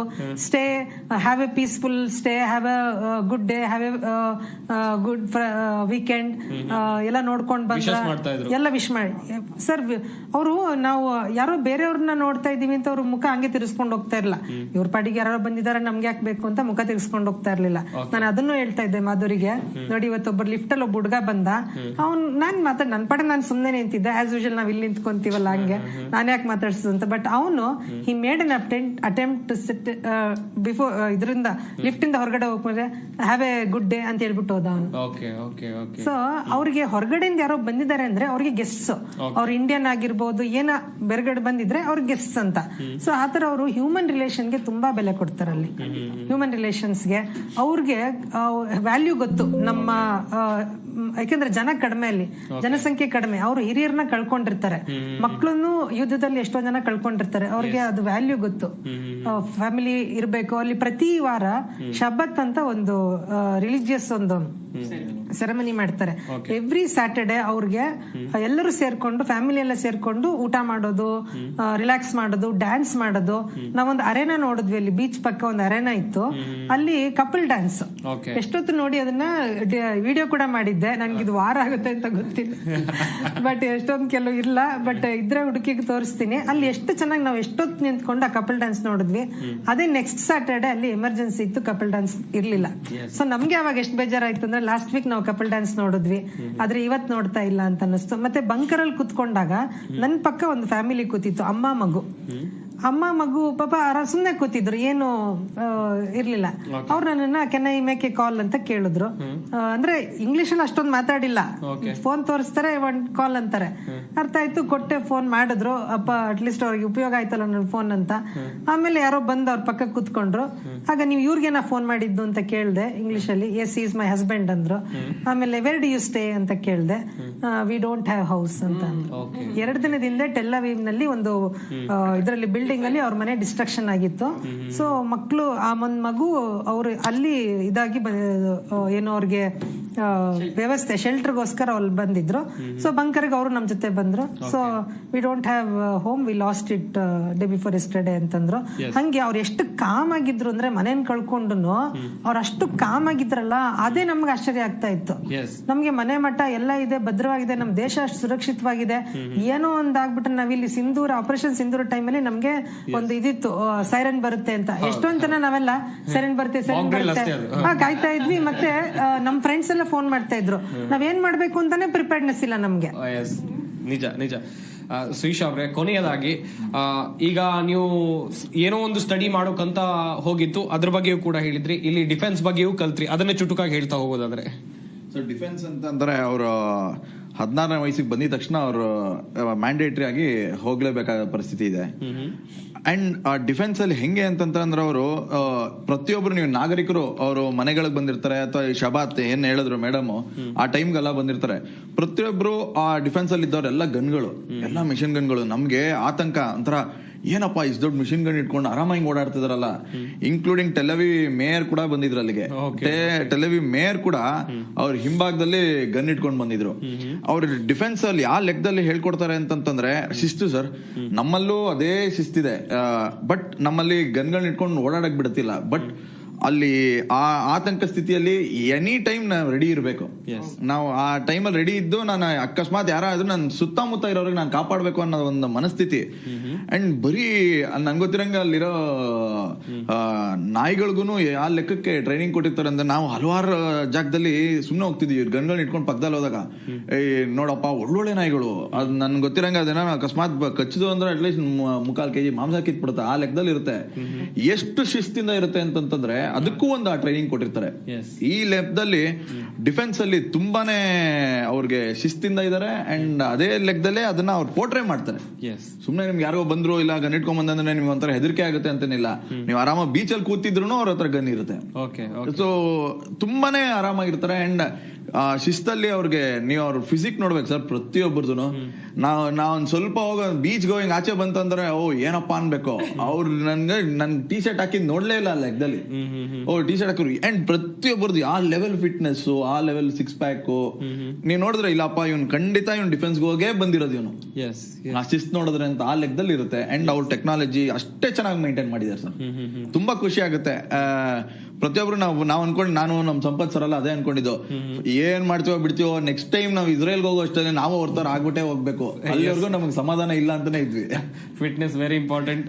ಗಮನಿಸ್ತಾ ಇರ್ಬೋದು ವೀಕ್ಷಕರೇ, ಸಾಕಷ್ಟು ವಿಚಾರಗಳ ಕುರಿತು ಬಿಪ್ಯಾಕ್ ನ ಸದಸ್ಯರು ನಮ್ಮ ಜೊತೆ ಮಾಹಿತಿಯನ್ನ ಹಂಚಿಕೊಂಡ್ರು. ಚರ್ಚಾ ಕಾರ್ಯಕ್ರಮದಲ್ಲಿ ಭಾಗಿಯಾದಂತ ರಾಘವೇಂದ್ರ ಅವರು, ಮಾಧುರಿ ಸುಬ್ಬರಾವ್ ಅವರು, ಕಾವೇರಿ ಕೇದಾರ್ನಾಥ್ ಅವರು, ಹಾಗೇನೆ ಶ್ರೀಶಾ ಭಾರದ್ವಾಜ್ ಅವರು, ಎಲ್ರಿಗೂ ಕೂಡ ಧನ್ಯವಾದಗಳು. ಚರ್ಚೆಯಲ್ಲಿ ಭಾಗಿಯಾಗಿ ಸಾಕಷ್ಟು ಮಾಹಿತಿಯನ್ನ ಕೊಟ್ಟಿದ್ದಕ್ಕಾಗಿ.